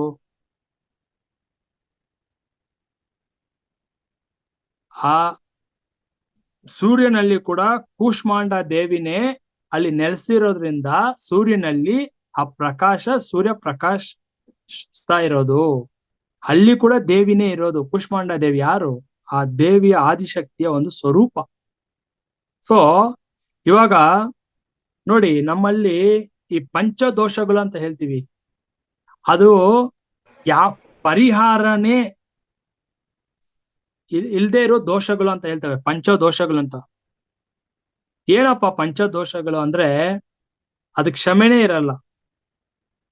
ಇವಾಗ ಸ್ತ್ರೀಗಳನ್ನ ಬೈದಿರೋದು, ಗೋಳು ಹೊಯ್ಕೊಂಡಿರೋದು, ಅವ್ರ ಶಾಪ ತಗೊಂಡಿರೋದು, ಸ್ತ್ರೀ ಶಾಪಗಳು, ಇಂಥದಕ್ಕೆಲ್ಲ ಕೂಡ ಶಾಸ್ತ್ರ ಏನ್ ಹೇಳುತ್ತೆ ಅಂದ್ರೆ, ಕ್ಷಮಿಸಲಾರದ ಒಂದು ದೋಷ ಇದ್ರು ಕೂಡ ಪಂಚದೋಷಗಳು, ಪಂಚಮ ಪಾದಕ ಅಂತ ಹೇಳ್ತಾರೆ. ಅಂತ ದೋಷ ಕೂಡ ಯಾರು ಪ್ರತಿನಿತ್ಯ ಬೆಳಿಗ್ಗೆ ಎದ್ದಿದ್ ಕೂಡಲೇ ಅಹಲ್ಯೆ, ಸೀತಾ, ದ್ರೌಪದಿ, ಮಂಡೋದರಿ, ತಾರಾ ಈ ದೇವಿ ನಾಮಗಳನ್ನ ಹೇಳ್ತಾರೋ ಆ ದೋಷಗಳು ಕೂಡ ನಿವಾರಣೆ ಆಗತ್ತೆ ಅಂತ ಹೇಳುತ್ತೆ ಶಾಸ್ತ್ರ. ಈ 5 ದೇವಿಯರ ಹೆಸರು ಹೇಳ್ಬೇಕು ಅಂತ ಅಷ್ಟು ಪ್ರಾಮುಖ್ಯತೆ ಕೊಟ್ಟಿದ್ದಾರೆ ಸ್ತ್ರೀಯರಿಗೆ. ಅದನ್ನೇ ಈ ಬ್ರಹ್ಮಾಂಡ ಕೂಡ ಒಂದು ಹಿರಣ್ಯ ಗರ್ಭವೇ ಮಾಸ್ಟರ್ಸ್. ಆ ಹಿರಣ್ಯ ಗರ್ಭದಿಂದನೇ ಎಲ್ಲವೂ ಕೂಡ ಬ್ರಹ್ಮಾಂಡದಲ್ಲಿ ಸೃಷ್ಟಿಯಾಗಿರುವುದು. ಅದಕ್ಕೆ ಸ್ತ್ರೀಯರು ಬಂದು ಇವಾಗ ಅವ್ರು ಮೂಲಾಧಾರದಿಂದಾನೇ ಸಾಧನೆ ಮಾಡ್ಬೇಕಂತ ಪ್ರಕೃತಿ ಕೊಟ್ಟಿಲ್ಲ. ಅವ್ರು ಸಾಧನೆ ಮಾಡಿದ್ರೆ ಅವ್ರ ಸಾಧನೆ ಎಲ್ಲಿಂದ ಆರಂಭಗೊಳ್ಳತ್ತಂದ್ರೆ ಮಣಿಪೂರಕದಿಂದನೇ ಸಾಧನೆ ಆರಂಭಗೊಳ್ಳುತ್ತೆ. ಯಾಕಪ್ಪ ಅಂದ್ರೆ ಅವ್ರ ಸ್ವಾಧಿಷ್ಠಾನದಲ್ಲಿ ಆ ಗರ್ಭಗುಡಿ ತಾಳಿದಾರಲ್ಲ ಅವರು, ಆ ಗರ್ಭಗುಡಿನೇ ಆ ಸ್ತ್ರೀಯರಲ್ಲಿ ಆ ಪ್ರಕೃತಿ ಇಟ್ಟಿದೆ ಮಾಸ್ಟರ್ಸ್. ನೋಡಿ, ಆ ಗರ್ಭಗುಡಿಯಲ್ಲಿ ಕೂಡ ಒಂದು ಜೀವಾತ್ಮ ಪ್ರವೇಶ ಆಗಿ ಅದು 10 ತಿಂಗಳಿದ್ದು ಒಂದು ಆತ್ಮ ಆಚೆ ಬರದೆ ಎಷ್ಟು ಆತ್ಮಗಳಿಗೆ ಅವರು ಆ ಕಾರಣವಾಗಿರ್ತಾರಲ್ಲ ಆಕೆ ತಾಯಿಯಂದಿರು, ಎಷ್ಟು ಆತ್ಮಗಳನ್ನ ಈ ಜಗತ್ತಿಗೆ ತರ್ತಾರಲ್ಲ, ಅವ್ರು ಆ ಆತ್ಮಗಳು ಫಸ್ಟ್ ಬಂದು ಪ್ರವೇಶ ಆಗೋದು ಆ ಗರ್ಭಗುಡಿನಲ್ಲೇ. ಅದಕ್ಕೆ ಆ ತಾಯಿಯ ಗರ್ಭಕ್ಕೆ ಅಷ್ಟು ಮಹತ್ವ. ಎಷ್ಟೋ ಆತ್ಮಗಳು ಅಲ್ಲಿ ಬಂದು, ಜೀವಾತ್ಮಗಳು ಬಂದು ಸೇರಿ ಮತ್ತೆ ಅದು ದೇಹ ಉತ್ಪತ್ತಿಯಾಗಿ ದೇಹ ಬೆಳವಣಿಗೆ ಆಗಿ ಮತ್ತೆ ಈ ಜಗತ್ತಿಗೆ ಬರುತ್ತೆ ಮಾಸ್ಟರ್ಸ್. ಅದಕ್ಕೆ ಸ್ತ್ರೀಯರು ಸಾಧನೆ ಮಾಡಿದ್ರೆ ಪುರುಷರಿಗಿಂತ ಬೇಗ ಸಾಗ್ಬಿಡ್ತಾರೆ ಆಧ್ಯಾತ್ಮಿಕದಲ್ಲಿ. ಬಟ್ ಇಲ್ಲಿ ಜ್ಞಾನ ಇರ್ಬೇಕು. ಜ್ಞಾನ ಇಲ್ಲದೆ ಬರೀ ನಾವು ಕಾಲ್ಪನಿಕದಲ್ಲಿ, ಇದು ಸರ್ವೆ ಕೂಡ ಏನ್ ಹೇಳುತ್ತಂದ್ರೆ 80% ಸರ್ವೆ ಅಂತ ನಾನು ಹೇಳ್ತಾ ಇರೋದಲ್ಲ, 80% ಸ್ತ್ರೀಯರಿಗೆ ಕಾಲ್ಪನಿಕ ಶಕ್ತಿ ಜಾಸ್ತಿ ಇದೆ ಅಂತ ಹೇಳ್ತಾ ಇದೆ ಸರ್ವೆ. ಬೇಗ ಊಹೆ ಮಾಡ್ಕೊಳ್ತಾರೆ, ಅವ್ರಿಗೆ ಏನ್ ಬರುತ್ತೆ ಅನುಭವಗಳು ಸತ್ಯ ಅಂತ ಬೇಗ. ಇವಾಗ ರಾಮ ಅಂದ್ರೆ ರಾಮ ಪ್ರತ್ಯಕ್ಷ ಆಗ್ತಾನೆ, ಕೃಷ್ಣ ಅಂದ್ರೆ ಕೃಷ್ಣ ಪ್ರತ್ಯಕ್ಷ ಆದ್ಮೇಲೆ ಸಾಯಿಬಾಬಾ ಅಂದ್ರೆ ಸಾಯಿಬಾಬಾ ಬರ್ತಾರೆ. ಇದೆಲ್ಲ ಆ ಸ್ತ್ರೀಯರಿಗೆ ಬೇಗ ಆ ಕಾಲ್ಪನಿಕ ಶಕ್ತಿ ಇದೆ ಅಂತ ಹೇಳ್ತಾರೆ ಶಾಸ್ತ್ರ. ಬೇಗ ಅವ್ರಿಗೆ ಅದು ಅನುಭವ ಏನಕ್ಕೆ ಬರುತ್ತೆ ಅಂದ್ರೆ ಅವ್ರ ಊಹೆ ಶಕ್ತಿ ಜಾಸ್ತಿ ಇದೆ ಅಂತ. ಸೊ ಅಲ್ಲಿ ಕೂಡ ನಾವು ಜಾಗೃತಿ ಎಚ್ಚರಿಕೆ ವಹಿಸಬೇಕು, ಬೇಗ ಅವ್ರು ಕಲ್ಪನೆ ಮಾಡ್ಕೊಳ್ತಾರೆ ಅಂತ. ಸೊ ಅದಕ್ಕೆ ಸ್ತ್ರೀಯರನ್ನು ಯಾರು ಪ್ರತಿಯೊಬ್ಬರು ಕೂಡ ಗೌರವಿಸ್ತಾರೋ, ಆದಿಶಕ್ತಿಯನ್ನು ಗೌರವಿಸಿದ ಹಾಗೆ ನಾನು ಸ್ತ್ರೀಯರನ್ನು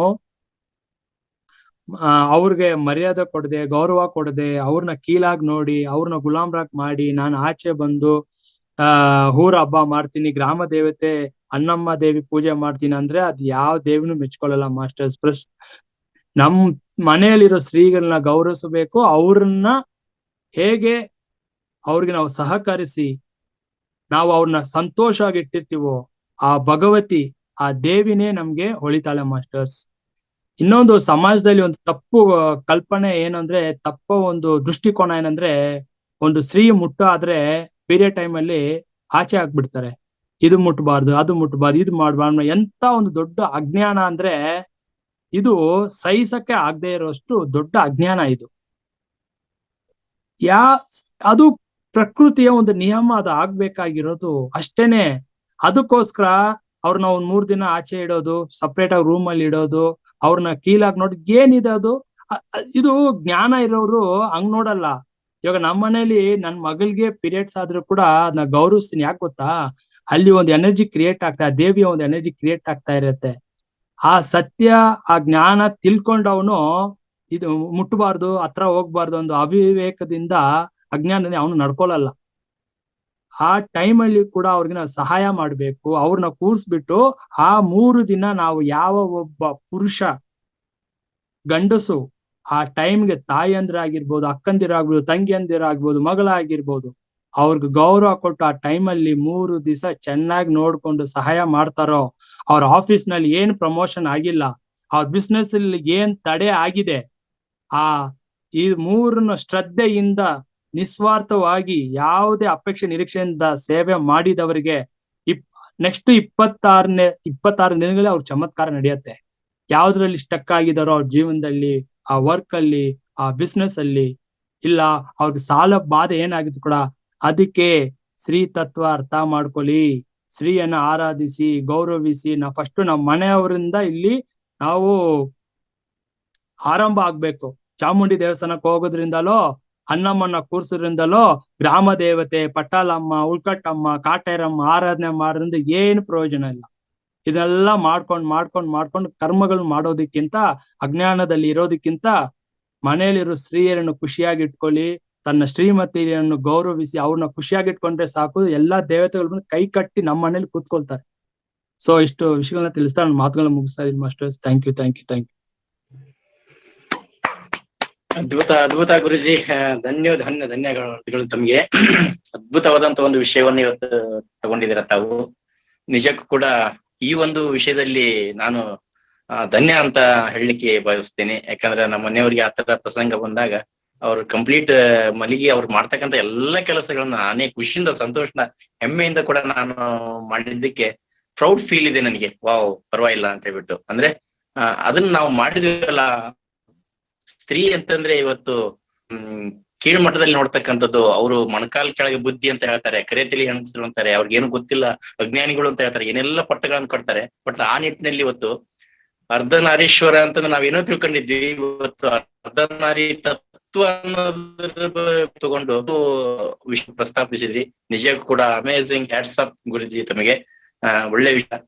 ಎಸ್ ಸ್ನೇಹಿತರೆ, ಯಾರೆಲ್ಲ ಇವತ್ತು ಗುರುಗಳ ಒಂದು ಸಂದೇಶ ಕೇಳಿ ನಿಮ್ಗೆ ಏನಾದ್ರು ಪ್ರಶ್ನೆಗಳಿದ್ರೆ, ನಿಜಕ್ಕೂ ಕೂಡ ನಾನು ಇವತ್ತು ಮಕ್ಕಳಿದ್ದೀರಿ ಅವ್ರಿಗೆ ಮಾತ್ರ ಮಾತಾಡಿ ಅವಕಾಶ ಕೊಡ್ಬೇಕು ಅನ್ನೋದು ಸಾಲ ಗಂಡ್ಮಕ್ಳು ಕೇಳಿದಿರ. ನಿಮ್ಮ ತತ್ವ ಹೇಗಿತ್ತು ಅನ್ನೋದನ್ನ ಇಲ್ಲಿ ಹೇಳಿ, ಗುರುಗಳು ಕೊಟ್ಟಿರ್ತಕ್ಕಂಥ ಯೂನಿವರ್ಸ್ ಬ್ರಹ್ಮಾಂಡ ಇವತ್ತು ಇವ್ರ ಮುಖಾಂತರ ಕೊಡ್ಸಿರ್ತಕ್ಕಂಥ ವಿಷಯಕ್ಕೆ ನಾನೆಷ್ಟು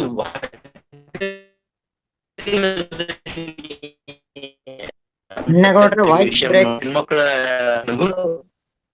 ಸಣ್ಣಗೌಡ್ರೆ ವಾಯ್ಸ್ ಬ್ರೇಕ್ ಆಗ್ತಾ ಇದೆ. ಸಾಧ್ಯ ಆದ್ರೆ ಗಂಡ್ಮಕ್ಳೇ ಮಾತಾಡಿ. ಸಣ್ಣಗೌಡ್ರೆ ವಾಯ್ಸ್ ಬ್ರೇಕ್ ಆಗ್ತಾ ಐತೆ ನಿಮ್ದು. ಹಲೋ, ಲಕ್ಷ್ಮೀಕಾಂತಮ್ಮ. ಕೇಳಿದ್ರಿ ಈಗ ಕೇಳ್ತದ್ರಿ? ಮಾತಾಡ್ಲಾ ಲಕ್ಷ್ಮೀಕಾಂತಮ್ಮ? ಸಣ್ಣಗೌಡ್ರ ಮಾತಾಡಿ ಮೇಡಮ್, ಕಂಟಿನ್ಯೂ. ಸರ್ ನಮಸ್ಕಾರ. ವಿಜಯಕಾಂತ್ ಸರ್, ನಿಮ್ದು ಹಿಂದೆನೂ ಕೇಳಿದ್ದೆ ನಾನು, ಒಂದು ಕ್ವಶನ್ ಕೇಳಿದ್ದೆ. ಅಷ್ಟೊಂದು ಡೀಪ್ ಆಗಿ ಹೋಗ್ಬೇಡಿ ಅಂತ ಹೇಳಿದ್ರಿ ನೀವು ಅದ್ರ ಬಗ್ಗೆ. ಆಮೇಲೆ ಈಗ ತಾವ್ ಹೇಳಿದ್ದು ನಿಜವಾಗ್ಲೂ ಹೆಣ್ಣು ಮಕ್ಕಳ ಶಕ್ತಿ ಏನು ಅನ್ನೋದು ಅರಿವಾಯ್ತು. ಒಂದು ಸರ್, ಈಗ ತಾವ್ ಹೇಳ್ತಿದ್ರಿ ಶಾಪ ಹಾಕೋ ಹಾಗೆ ಮಾಡ್ಬಾರ್ದು, ಹೆಣ್ಣು ಮಕ್ಕಳಿಗೆ ನೋವುಂಟು ಮಾಡಬಾರ್ದು ಅಂತ. ಈಗ ಯಾರಾದ್ರೂ ನಮ್ಗೆ ನೋವುಂಟು ಮಾಡಿದ್ರೆ, ಅಂದ್ರೆ ಹೆಣ್ಮಕ್ಳಿಗೆ ನೋವುಂಟು ಮಾಡಿದಾಗ ಅವರು ತುಂಬಾ ವೇದನೆಯಿಂದ ಕಣ್ಣಲ್ಲಿ ನೀರು ಬಂದು ಕೆಲವರು ಶಾಪ ಹಾಕಿರೋದು ನೋಡಿದ್ವಿ. ಶಾಪ ಹಾಕಿರ್ತಾರೆ, ಅದು ನಿಜವಾಗ್ಲೂ ಅವ್ರಿಗೆ ತಟ್ಟುತ್ತಾ ಅಂತ ಒಂದು. ಅಥವಾ ಹೆಣ್ಣು ಮಕ್ಕಳಿಗೆ ಗಂಡು ಮಕ್ಕಳು ಏನಾದ್ರೂ ಮಾಡಬಾರ್ದ ಇರೋದು ತೊಂದರೆಗಳು ಕೊಟ್ಟು ಮಾಟ ಮಂತ್ರ ಎಲ್ಲ ಮಾಡ್ಸಿರ್ತಾರಲ್ಲ, ಅದು ನಿಜವಾಗ್ಲೂ ಹೆಣ್ಣು ಮಕ್ಕಳಿಗೆ ತಟ್ಟುತ್ತಾ? ಅದು ಅದ್ರ ಬಗ್ಗೆ ಸ್ವಲ್ಪ ಮಾಹಿತಿ ಬೇಕಿತ್ತು ಸರ್. ಕರೆಕ್ಟ್. ಈಗ ಮಿಲಾರಪ್ಪ ಇದ್ರು, ಮಿಲಾರಪ್ಪ ಕೇಳಿದಿರಾ? ಅವರು ಹೌದು ಸರ್, ಶುದ್ರ ಶಕ್ತಿಯನ್ನು ಬಳಸಿ ವಾಮಾಚಾರ ಮಾಡಿ ಎಷ್ಟೋ ಮಾಡಬಾರ್ದು ಕೆಲಸ ಎಲ್ಲ ಮಾಡ್ತಾ ಇದ್ರು. ಹೌದು ಸರ್. ಹೌದಾ? ಅದೇ ಜನ್ಮದಲ್ಲಿ ಅವ್ರಿಗೆ ಅರಿವಾದಾಗ ಮತ್ತೆ ಅವರು ತಪಸ್ಸು ಮಾಡಿ ಸಾಧನೆ ಮಾಡಿ ಅವ್ರು ಮಾಡಿದ್ದು ಆ ವಾಮಾಚಾರದಿಂದ ಮಾಡಿರೋ ಕ್ಷಮಿಸಲಾರದ ಶಿಕ್ಷೆಯನ್ನು ಕೂಡ ಅವರು ಅಲ್ಲಿಂದ ಪಾರಾದ್ರು. ತಪಸ್ಸು ಮಾಡಿ ಎಲ್ಲರೂ ಸರಿ ಮಾಡ್ಕೊಂಡ್ರು, ಕರ್ಮಗಳನ್ನೆಲ್ಲ ನಿವಾರಣೆ ಮಾಡ್ಕೊಂಡ್ರು. ಹಾಗೆಯೇ ಈಗ ಒಂದು ಹೆಣ್ಣು ಶಾಪ ಕೊಡ್ತಾರೆ ಅಂದ್ರೆ ಸ್ತ್ರೀ ಶಾಪ ಅಂತ ಇದಲ್ಲ, ಶಾಸ್ತ್ರದಲ್ಲಿ ಇದೆ. ಇವಾಗ ಜಾತಕ ಕುಂಡಲಿನಲ್ಲಿ ಆಗತ್ತಲ್ಲ ಸ್ತ್ರೀ ಶಾಪ. ಯಾಕೆ ಇದು ಏನ್ ಗೊತ್ತಾ ಅಂದ್ರೆ ಇದೇ ಕರ್ಮ ಅಂತ ಹೇಳ್ತೀವಿ. ಏನಿಲ್ಲ, ಸ್ತ್ರೀ ಶಾಪ ಅನ್ನೋದು ಏನಂದ್ರೆ ಕರ್ಮ. ಅದು ಇವಾಗ ಈ ಜನ್ಮದಲ್ಲಿ ಒಂದು ಹೆಣ್ಣಿನ ಕಣ್ಣೀರಿಗೆ ನಾನು ಒಳಗಾದ್ರೆ ಮುಂದಿನ ಜನ್ಮದಲ್ಲಿ ಆ ಆತ್ಮ ಆಗಿರ್ಬಹುದು, ಇಲ್ಲ ನನಗ್ ಬರೋ ಒಂದು ಶ್ರೀಮತಿ ನನ್ಗೆ, ನಾವ್ ಏನ್ ಹೇಳ್ತೀವಲ್ಲ, ಇವನು ಅಮ್ಮವ್ರ ಗಂಡ, ಫುಲ್ ಅಮ್ಮವ್ರ ಕಂಟ್ರೋಲು. ಯಾಕೆ ಹಂಗ ವರ್ತನೆ ಮಾಡ್ತಾರಂದ್ರೆ, ನಾನು ಹಿಂದಿನ ಜನ್ಮದಲ್ಲಿ ಆತರ ಹೆಣ್ಣಿಗೆ ಗುಲಾಮಾಗಿ ನಡ್ಸ್ಕೊಂಡು ಆ ಹೆಣ್ಣಿಗೆ ಹಿಂಸೆ ಕೊಟ್ಟು ಅವಳ ಶಾಪಕ್ಕೆ ಒಳಗಾಗಿರೋದ್ರಿಂದ ಈ ಜನ್ಮದಲ್ಲಿ ನಾನು ಆ ಸ್ತ್ರೀಗೆ ನಾನು ಗುಲಾಮ್ನಾಗಿ ಆತರ ಅನುಭವಿಸ್ತಾ ಇರ್ತೀನಿ. ಅದು ಕರ್ಮ. ಅದು ಯಾವತ್ತು ಕರ್ಮ ಅನ್ನೋದು ನಾವೇನ್ ಕೊಡ್ತೀವೋ ಪ್ರಕೃತಿನ, ಅದು ನಮ್ಗೆ ಹಿಂತಿರುಗಿ ಬರ್ತಾ ಇರತ್ತೆ. ಮಾಡಿದನ್ನು ಮಾರಾಯ ಅಷ್ಟೇ. ಪ್ರಕೃತಿಯಲ್ಲಿ ಏನ್ ಕೊಡ್ತೀವೋ ಅದು ಬರ್ತಾ ಇರುತ್ತೆ. ವಾಮಾಚಾರ ಎಲ್ಲ ಬಂದು ಇವಾಗ ಮಾಡ್ತಾರಲ್ಲ, ಹೌದು, ವಾಮಾಚಾರ ಅನ್ನೋ ಕ್ಷುದ್ರ ವಿದ್ಯೆ ಇದೆ, ಅದು ಸಂಮೋಹಿನಿ ವಿದ್ಯೆ ಇದೆ, ಅದು ಸತ್ಯನೇ ಇದೆ. ಅಂದ್ರೆ ನಮ್ಮಲ್ಲಿ ಹೆಚ್ಚು ಸಾಧನೆ ಆದಾಗ, ಆ ಕುಂಡಲಿ ಶಕ್ತಿ ಜಾಗೃತಿ ಆದಾಗ, ಅದು ಯಾವ್ದು ಮಾಡಿದ್ರು ಕೂಡ ನಮ್ಗೆ ಅದು ಏನ್ ಪ್ರಯೋಗ ಮಾಡಿದ್ರು ಅದು ನಮ್ಗೆ ಸೇರಲ್ಲ.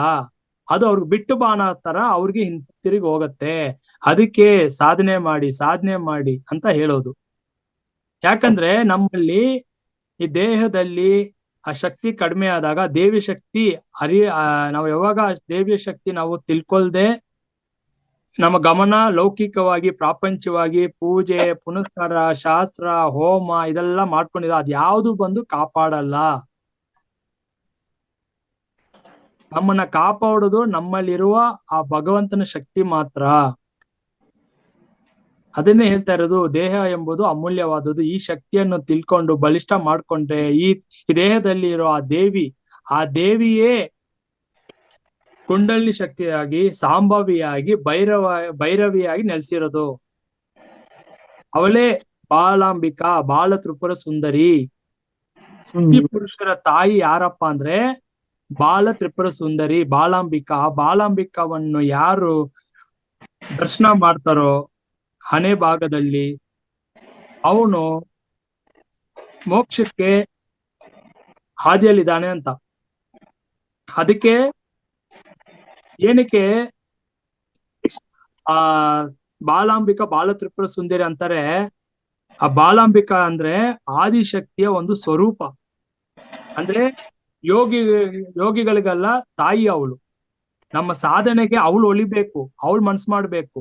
ಅವಳು ಮನ್ಸು ಮಾಡಿ ಅವಳು ಅನುಗ್ರಹಿಸಿದ್ರೇನೆ ನಮ್ಮ ಈ ಧ್ಯಾನ ಸಾಧನೆ ಸಿದ್ಧಿಯಾಗುವುದು. ಈ ಸತ್ಯ ಅವ್ರು ಅರ್ಥ ಮಾಡ್ಕೊಂಡ್ರು. ಅದಕ್ಕೆ ನಮ್ಗೆ ಕೂಡ ಯೋಗ ಮಾಯೆ, ಮಹಾಮಾಯೆ ಏನ್ ಮಾಡ್ತಾಳೆ ಅಂದ್ರೆ, ನಮ್ಮ ಸಾಧನೆ ಬೆಳವಣಿಗೆ ಆಗದ ಹಾಗೆ ನಮ್ಮ ಮನಸ್ಸು ಡೈವರ್ಟ್ ಮಾಡ್ತಾ ಇರುತ್ತೆ ಪ್ರಾಪಂಚಿಕದಲ್ಲಿ. ಇಲ್ಲೇ ಡೈವರ್ಟ್ ಮಾಡ್ತಾ, ಯಾಕಂದ್ರೆ ನಮ್ಗೆ ಅಲ್ಲಿ ಮುಂದೆ ಹೋಗ್ಬೇಕಂದ್ರೆ ಎಷ್ಟೋ ಪರೀಕ್ಷೆಗಳು ಬರ್ತಾ ಇರುತ್ತೆ. ಯಾಕೆ ಎಲ್ರು ನಿಲ್ಲಕ್ಕಾಗಲ್ಲ ಈ ಸಾಧನೆಯಲ್ಲಿ ಅಂದ್ರೆ, ಆ ಪ್ರಕೃತಿ ಕೊಡೋ ಪೆಟ್ಟು, ಪರೀಕ್ಷೆ ನಮ್ಮಿಂದ ತಡ್ಕೊಳಕ್ ಆಗಲ್ಲ. ಸಾಕಪ್ಪ, ಏನಿದು ಇಷ್ಟು ಹಿಂಡ್ತಾ ಇದೆ ಜೀವನ, ಹಿಂಗೆ ಹಿಂಡ್ತಾ ಇದಾರಲ್ಲ, ಇಷ್ಟು ಪರೀಕ್ಷೆ ಬರುತ್ತಲ್ಲ, ಇದು ಬೇಕಿತ್ತಂತ ನಮ್ಗೆ ಬರೋ ಪರೀಕ್ಷೆಯನ್ನು ಯಾರು ಏನೇ ಬರ್ಲಿ, ಈ ಪ್ರಾಣ ದೇಹ ಬಿಟ್ಟು ಹೋದ್ರು ಸರಿ, ನಾನ್ ಸಾಧನೆ ನಿಲ್ಸದೆ ಅಲ್ಲೇ ನಿಂತವ್ರೆ ಯೋಗಿಗಳು, ಮಹಾತ್ಮರ ಆಗಿರೋದು. ಸಾಮಾನ್ಯರು ಇದಕ್ಕೆಲ್ಲ ಭಯ ಪಟ್ಕೊಂಡು ಇದನ್ನ ಎದುರಿಸದೆ, ಈ ಸವಾಲನ್ನು ನಿಭಾಯಿಸದೆ ಜಾರಿಯರನ್ನು ಸಾಮಾನ್ಯರಾಗೆ ಉಳಿದಿದ್ದಾರೆ. ಅದಕ್ಕೆ ಅರ್ಥ ಮಾಡ್ಕೋಬೇಕು ಮಾಸ್ಟರ್ಸ್, ನಮ್ಮಲ್ಲಿ ಆ ಶಕ್ತಿ ದೇವಿನ ಅರ್ಥ ಮಾಡ್ಕೋಬೇಕು. ಓಕೆ, ಧನ್ಯವಾದ ಗುರುಜಿ. ಸ್ತ್ರೀ ಶಕ್ತಿ ಎಷ್ಟು ಅನ್ನೋದನ್ನ ಸರಾಗವಾಗಿ ಹೇಳಿದಿರಾ. ಸ್ನೇಹಿತರೆ, ಒಂದು ಪ್ರಸಂಗವನ್ನು ಹೇಳಲಿಕ್ಕೆ ಇಷ್ಟಪಡ್ತೀನಿ. ಮಹಾಭಾರತದ ಸನ್ನಿವೇಶದಲ್ಲಿ ಗಾಂಧಾರಿ ದೇವಿಯು ತಮ್ಮ ಯಜಮಾನ್ರು ಕಣ್ ಕಾಣಲ್ಲ ಅಂತ ಹೇಳಿ ತಾನು ಕೂಡ ಕಣ್ಣಿಗೆ ಬಟ್ಟೆ ಕಟ್ಕೊಂಡು, ಮಕ್ಕಳು ಏನ್ ಮಾಡ್ತಾರ, ಏನ್ ಕಲಿತಾರೆ, ಒಳ್ಳೇದೇ ಅದು ಕೆಟ್ಟದಂತ ಗಮನಿಸ್ತಿಲ್ಲ, ಹಂಗೆ ಬೆಳೆದ್ರು. ಮುಂದೆ ಕೃಷ್ಣನ ಒಂದು ಲೀಲೆಗೆ ಒಳಪಟ್ಟವರು ಎಲ್ಲರೂ ಹತ್ರ ಆದಾಗ ಗಾಂಧಾರಿ ಶಾಪ ಕೊಡ್ತಾಳೆ. ಯಾರಿಗೆ? ಕೃಷ್ಣ ಪರಮಾತ್ಮೆಗೆ. ನಿನ್ನೂ ಕೂಡ ನಿನ್ನ ಔಷಧವನ್ನು ಕಳ್ಕೊ ಅಂತ ಹೇಳ್ಬಿಟ್ಟು. ನೋಡಿ, ಗಾಂಧಾರಿ ಶಕ್ತಿ ಅಂದ್ರೆ ಹೆಣ್ಣಿನ ಸ್ತ್ರೀ ಶಕ್ತಿ ಎಷ್ಟು ಮಟ್ಟಿಗೆ ಇದೆ ಅನ್ನೋದಕ್ಕೆ ಶ್ರೀಕೃಷ್ಣ ಪರಮಾತ್ಮ ದೇವರಾಗಿದ್ರು ಕೂಡ ತನ್ನ ಮಕ್ಕಳನ್ನೆಲ್ಲ ಕಳ್ಕೊಂಡು ಅದನ್ನ ಅನುಭವಿಸ್ಬೇಕಾಯ್ತು. ಇದು ಸ್ತ್ರೀ ಶಕ್ತಿಯ ಮಹಿಮೆ ಅಂತ ಇಲ್ಲೂ ಕೂಡ ನಾವು ಗಮನಿಸಬಹುದು ಅಂತ ಹೇಳಕ್ ಇಷ್ಟಪಡ್ತೀನಿ. ಧನ್ಯವಾದಗಳು ಲಕ್ಷ್ಮೀಕಾಂತ ಮೇಡಮ್. ನೀವು ಕೇಳಿದ ಪ್ರಶ್ನೆಗೆ ಉತ್ತರ ಸಿಕ್ತು ಅಂತ ನಾವು ಭಾವಿಸ್ತಾ ಮುಂದೆಯವರಿಗೆ ಅವಕಾಶ ಕೊಡ್ತಾರೆ. ಇನ್ನೊಂದು ಕ್ವಶನ್ ಸರ್, ಇನ್ನೊಂದು ಡೌಟ್ ಸರ್. ಈಗ ದೇವಸ್ಥಾನಗಳಲ್ಲಿ ಮೈ ಮೇಲೆ ಬಂದು ದೇವರು ಹೇಳಿರೋದು ಕೆಲವು ಕಡೆ ಸತ್ಯ ಆಗಿರೋದನ್ನ ನಾನು ನೋಡಿದೀನಿ ಸರ್. ಅದು ಅವರಿಗೆ ಆ ತರ ಶಕ್ತಿ ಇರುತ್ತಾ ಅಂತ ನನಗೆ ಒಂದು ಇದು ಸರ್. ಅವ್ರಿಗೆ ಹೆಂಗೆ ಆ ಒಂದು ಶಕ್ತಿ ಬಂದಿರ್ತದೆ? ಅವರು ನಾರ್ಮಲ್ ಪರ್ಸನ್ ಬೇರೆ ಟೈಮಲ್ಲಿ, ಬಟ್ ದೇವ್ರ ಮೈ ಮೇಲೆ ಬಂದಾಗ ಅವ್ರಿಗೆ ಗೊತ್ತಿರಲ್ಲ. ಬಟ್ ಅವರು ಬೇರೆ ಜನರು ಬಂದು ಕ್ವಶನ್ಸ್ ಕೇಳಿದಾಗ ಅವರು ಉತ್ತರ ಕೊಟ್ಟಿರ್ತಾರೆ. ಅದು ಕೆಲವೆಲ್ಲ ನಡೆದಿರೋದು ನೋಡಿದೀನಿ ಸರ್, ನಿಜ ಆಗಿರೋದು ನಾನು ನೋಡಿದೀನಿ ಸರ್. ಇದ್ರ ಬಗ್ಗೆ ಸ್ವಲ್ಪ. ಹೌದು. ಯಾಕಂದ್ರೆ ನಮ್ಮಲ್ಲಿ ಯಾವಾಗ ನಾವು ಆತ್ಮಶಕ್ತಿ ಹೆಚ್ಚಾಗತ್ತ ನಮ್ಮ ದೇಹದಲ್ಲಿ, ಆತ್ಮಶಕ್ತಿ ನಮ್ಮಲ್ಲಿ ಆ ಪರಿಶುದ್ಧತೆ ಇದ್ದಾಗ, ದೈವಿಕ ಶಕ್ತಿ ನಮ್ಮಲ್ಲಿ ಹೆಚ್ಚಾದಾಗ ಆ ತರ ಸಾಧ್ಯತೆ ಇದೆ ಮೇಡಮ್. ಇವಾಗ ಹೇಳ್ತಾರಲ್ಲ, ಆ ಟೈಮಲ್ಲಿ ದೇವ್ರು ಬರೋದು ಇಳಿಯೋದಲ್ಲ, ಏನು ಇಲ್ಲ, ಅದು ಅಂದ್ರೆ ಚಾನೆಲಿಂಗ್ ಅಷ್ಟೇನೆ. ಆ ಶಕ್ತಿ ನಮ್ಮಲ್ಲಿ ಚಾನೆಲಿಂಗ್ ಆಗಿ ಅವರು ಹೇಳ್ತಾರ ಅಷ್ಟೇ. ಆಮೇಲೆ ನೀವು ಕೇಳಿದ್ರೆ ಅವ್ರಿಗೆ ಜ್ಞಾಪಕರಲ್ಲ ಏನ್ ಅಂತ. ಬಟ್ ಅವ್ರು ಹೇಳಿರೋದ ಸತ್ಯ ಆಗಿರುತ್ತೆ. ಅದು ಎಲ್ರಿಗೂ ಸಾಧ್ಯ ಅಲ್ಲ. ಈ ಕಾಲದಲ್ಲಿ ತುಂಬಾ ಡೋಂಗಿಗಳು ಜಾಸ್ತಿ ಆಗ್ಬಿಟ್ಟಿರ ಆತರ. ಬಟ್ ಆತರ ತುಂಬಾ ವಿರಳ ಹೇಳೋರು. ಯಾಕಂದ್ರೆ ಅವರ ಒಂದು ವ್ರತ, ಅವರ ಒಂದು ತಪಸ್ಸು, ಅವರ ಒಂದು ಆಚರಣೆ, ಅದೆಲ್ಲ ಪರಿಶುದ್ಧತೆ ಇದ್ರೆ ಮಾತ್ರನೇ ಅವೆಲ್ಲ ಲಭಿಸೋದು. ಈಗ ದುಡ್ಡು ಹಣಕಾಸಿನಗೋಸ್ಕರ ಮೋಡಿ ಮಾಡೋರೇ ಜಾಸ್ತಿ ಇದಾರ ಈ ತರ ಎಲ್ಲ ಹೇಳ್ಕೊಂಡು. ಸೊ ಅಂತವ್ರ ತಾವ್ ಸಿಕ್ಕಾಕೋಬೇಡಿ ಅಂತ ಎಚ್ಚರ ವಹಿಸ್ತಾ ಇರೋದು. ಯಾಕಂದ್ರೆ ಕೆಲವೊಂದು ಸಮೋಹಿನಿ ವಿದ್ಯೆ ಇದೆಲ್ಲ, ಸಮೋಹಿನಿ ವಿದ್ಯೆ ಕಲ್ತು ಮಾಡೋರು ಎಷ್ಟೋ ಇದ್ದಾರೆ. ಬಟ್ ನಮ್ಮ ಗುರಿ ಯಾವಾಗ್ಲೂ ಮೋಕ್ಷದ ಮೇಲೆ ಇದ್ದಾಗ ನಾವು ಇಂಥದಕ್ಕೆಲ್ಲ ಹೋಗಲ್ಲ. ಏನೇ ಬಂದ್ರು ಕೂಡ ಶರಣಾಗತಿಯಿಂದ ಭಗವಂತನನ್ನೇ ನಂಬಿದವರಿಗೆ ಏನು ಅವರು ಈ ಪ್ರಾಪಂಚಿಕದಲ್ಲಿ ಏನು ಬಯಸಲ್ಲ. ಯೋಗಿಗಳೆಲ್ಲ ಬಂದು ಅವ್ರಿಗೆ ಅಷ್ಟು ತಪ್ಪೋ ಶಕ್ತಿ ಕೂಡ ತನ್ನ ಸ್ವಾರ್ಥಕ್ಕೆ ತನಗಾಗಿ ಯಾವತ್ತೂ ಬಯಸಿಲ್ಲ. ಅವ್ರು ಏನ್ ಬೇಕಾದ್ರೆ ಪೌಡ ಮಾಡ್ಕೊಂಡು ಅವ್ರು ಸ್ವರ್ಗನೇ ಸೃಷ್ಟಿ ಮಾಡಿರ್ಬೋದಲ್ಲ. ಅವ್ರು ಬೇಕಿದ್ರೆ ಯಾಕೆ ಅವ್ರು ಬಿಕಾರಿ ಜೀವನ ಮಾಡ್ತಾ ಇದ್ರು, ಯಾಕೆ ಭಿಕ್ಷೆ ಎತ್ತಾ ಇದ್ರು? ಅವ್ರಿಗೆ ಬೇಕಂತ ಅನ್ಕೊಂಡ್ರೆ ಎಲ್ಲ ಅವ್ರ ಮುಂದೆ ಬರ್ತಾ ಇತ್ತಲ್ಲ. ಕಾಮಧೇನುನೇ ಇವಾಗ ವಸಿಷ್ಠ ಮಹರ್ಷಿಗೆ ಇತ್ತಲ್ಲ, ಕಾಮಧೇನು. ಬಟ್ ಕಾಮಧೇನುನ ಅವ್ರು ಲೋಕ ಕಲ್ಯಾಣಕ್ಕೆ ಉಪಯೋಗಿಸ್ಕೊಂಡ್ರೆ ಹೊರ್ತು ತನಗಾಗಿ ಮಾತ್ರ ಇಟ್ಕೊಂಡಿರ್ಲಿಲ್ಲ ಅವ್ರು ಕಾಮಧೇನುವನ್ನ. ಅದೇ ತರ ಕೃಷ್ಣ ಕೂಡ ಏನ್ ಹೇಳ್ತಾನಂದ್ರೆ, ನನ್ನ ತಿಳ್ಕೋಬೇಕು ಅಂದ್ರೆ ದುರ್ಗಾ ಬೇರೆ ಅಲ್ಲ, ನಾನು ಬೇರೆ ಅಲ್ಲ. ನೀನ್ ಯಾವಾಗ ನಿನ್ನಲ್ಲಿ ದುರ್ಗಾ ಬೇರೆ ನಾನು ಬೇರೆ ಅಂತ ಅಜ್ಞಾನದಲ್ಲಿ ಇರ್ತೀಯೋ, ನೀನ್ ಯಾವ ಒಂದು ಹಂತದಲ್ಲೂ ಕೂಡ ನನ್ನ ಕಾಣಕ್ ಸಾಧ್ಯ ಇಲ್ಲ. ದುರ್ಗಾನು ನಾನೇ, ಕೃಷ್ಣನು ನಾನೇ ಎಂಬ ಸತ್ಯ ತಿಳಿಸಿದಾನೆ. ಅಲ್ಲಿ ಕೂಡ ರಾಧೆ ಕೃಷ್ಣ ಯಾಕೆ ಉಮಾಶಂಕರ ಏನ್ ಹೇಳ್ತೀವಿ ಇವಾಗ ಇವಾಗ ಉಮಾ ಮಹೇಶ್ವರ ಅಂತ ಹೇಳ್ತೀವಲ್ಲ, ಯಾಕೆ ಫಸ್ಟೇ ನೋಡಿ ಆ ದೇವಿಯ ಒಂದು ಹೆಸರಿಂದನೇ ಸ್ಟಾರ್ಟ್ ಆಗುತ್ತೆ. ಲಕ್ಷ್ಮೀ ನಾರಾಯಣ, ರಾಧೆ ಕೃಷ್ಣ. ಅಲ್ಲಿ ಕೂಡ ಸ್ತ್ರೀಯರಿಗೆ ಮೊದಲು ಪ್ರಧಾನ ಪ್ರಾಮುಖ್ಯತೆ ಕೊಟ್ಟೆ ಅವ್ರನ್ನ ಮಾಡಿರೋದು.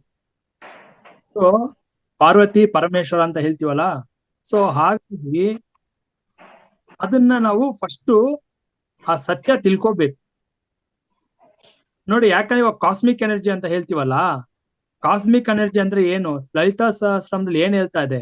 ಅಮೃತ ವರ್ಷಿಣಿ. ಯಾರು ಅಮೃತ ವರ್ಷಿಣಿ? ಆ ಆದಿಶಕ್ತಿಯ ಒಂದು ಶಕ್ತಿನೇ ಅದು ಅಮೃತ ವರ್ಷಿಣಿ. ಅಂದ್ರೆ ಕಾಸ್ಮಿಕ್ ಎನರ್ಜಿ ಹೆಸರು ಅದು ಕೂಡ ದೇವಿಯ ಒಂದು ಶಕ್ತಿನೇ ಕಾಸ್ಮಿಕ್ ಎನರ್ಜಿ, ವಿಶ್ವಶಕ್ತಿ, ಪ್ರಾಣಶಕ್ತಿ ಅಂತ ಹೇಳ್ತೀವಲ್ಲ. ಅದು ನೀಡ್ತಾ ಇರೋದು ಯಾರು? ಆದಿಶಕ್ತಿ, ಪರಾಶಕ್ತಿನೇ. ಬಟ್ ನಮ್ಗೆ ಅದು ಮಾತ್ರ ಬೇಕು, ಅದರಿಂದನೇ ಜೀವಿಸ್ತಾ ಇದೀವಿ. ಆದ್ರೆ ಸ್ತ್ರೀಯರನ್ನ ನಿರ್ಲಕ್ಷ್ಯ ಮಾಡ್ತೀವಿ. ಮೂಲ ವಿರಾಟ್ ರೂಪಿಣಿ, ನಮ್ಗೆ ಮೂಲಾಧಾರದಿಂದ ಆ ಕುಂಡಲಿನಿ ದೇವಿ, ಆ ಕುಂಡಲಿ ಶಕ್ತಿಯನ್ನ ಜಾಗೃತಿ ಮಾಡ್ಬೇಕು. ಆದ್ರೆ ಸ್ತ್ರೀಯರನ್ನ ನಾವು ಆರಾಧನೆ ಮಾಡಲ್ಲ, ಗೌರವ ಮಾಡಲ್ಲ.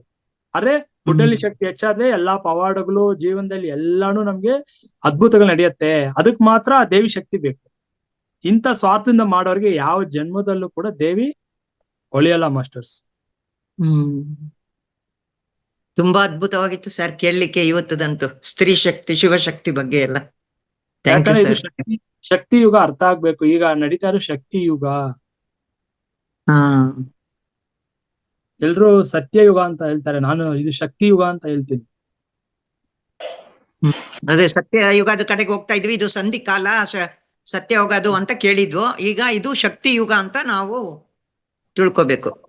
ಇನ್ಮೇಲೆ ಎಲ್ಲ ಆಡಳಿತ ಆಗೋದೆಲ್ಲ ಶಕ್ತಿ ಸ್ತ್ರೀಯರದೇ ಆಗಿರತ್ತೆ. ಇನ್ ಮುಂದೆ ಇರಲ್ಲ, ಇನ್ನು ಸ್ತ್ರೀಯರದೇ ಹೆಚ್ಚಾಗಿರುತ್ತೆ. ಎಲ್ಲ ಆಳೋದು ಕೂಡ ಇನ್ನು ಸ್ತ್ರೀಗಳೇ.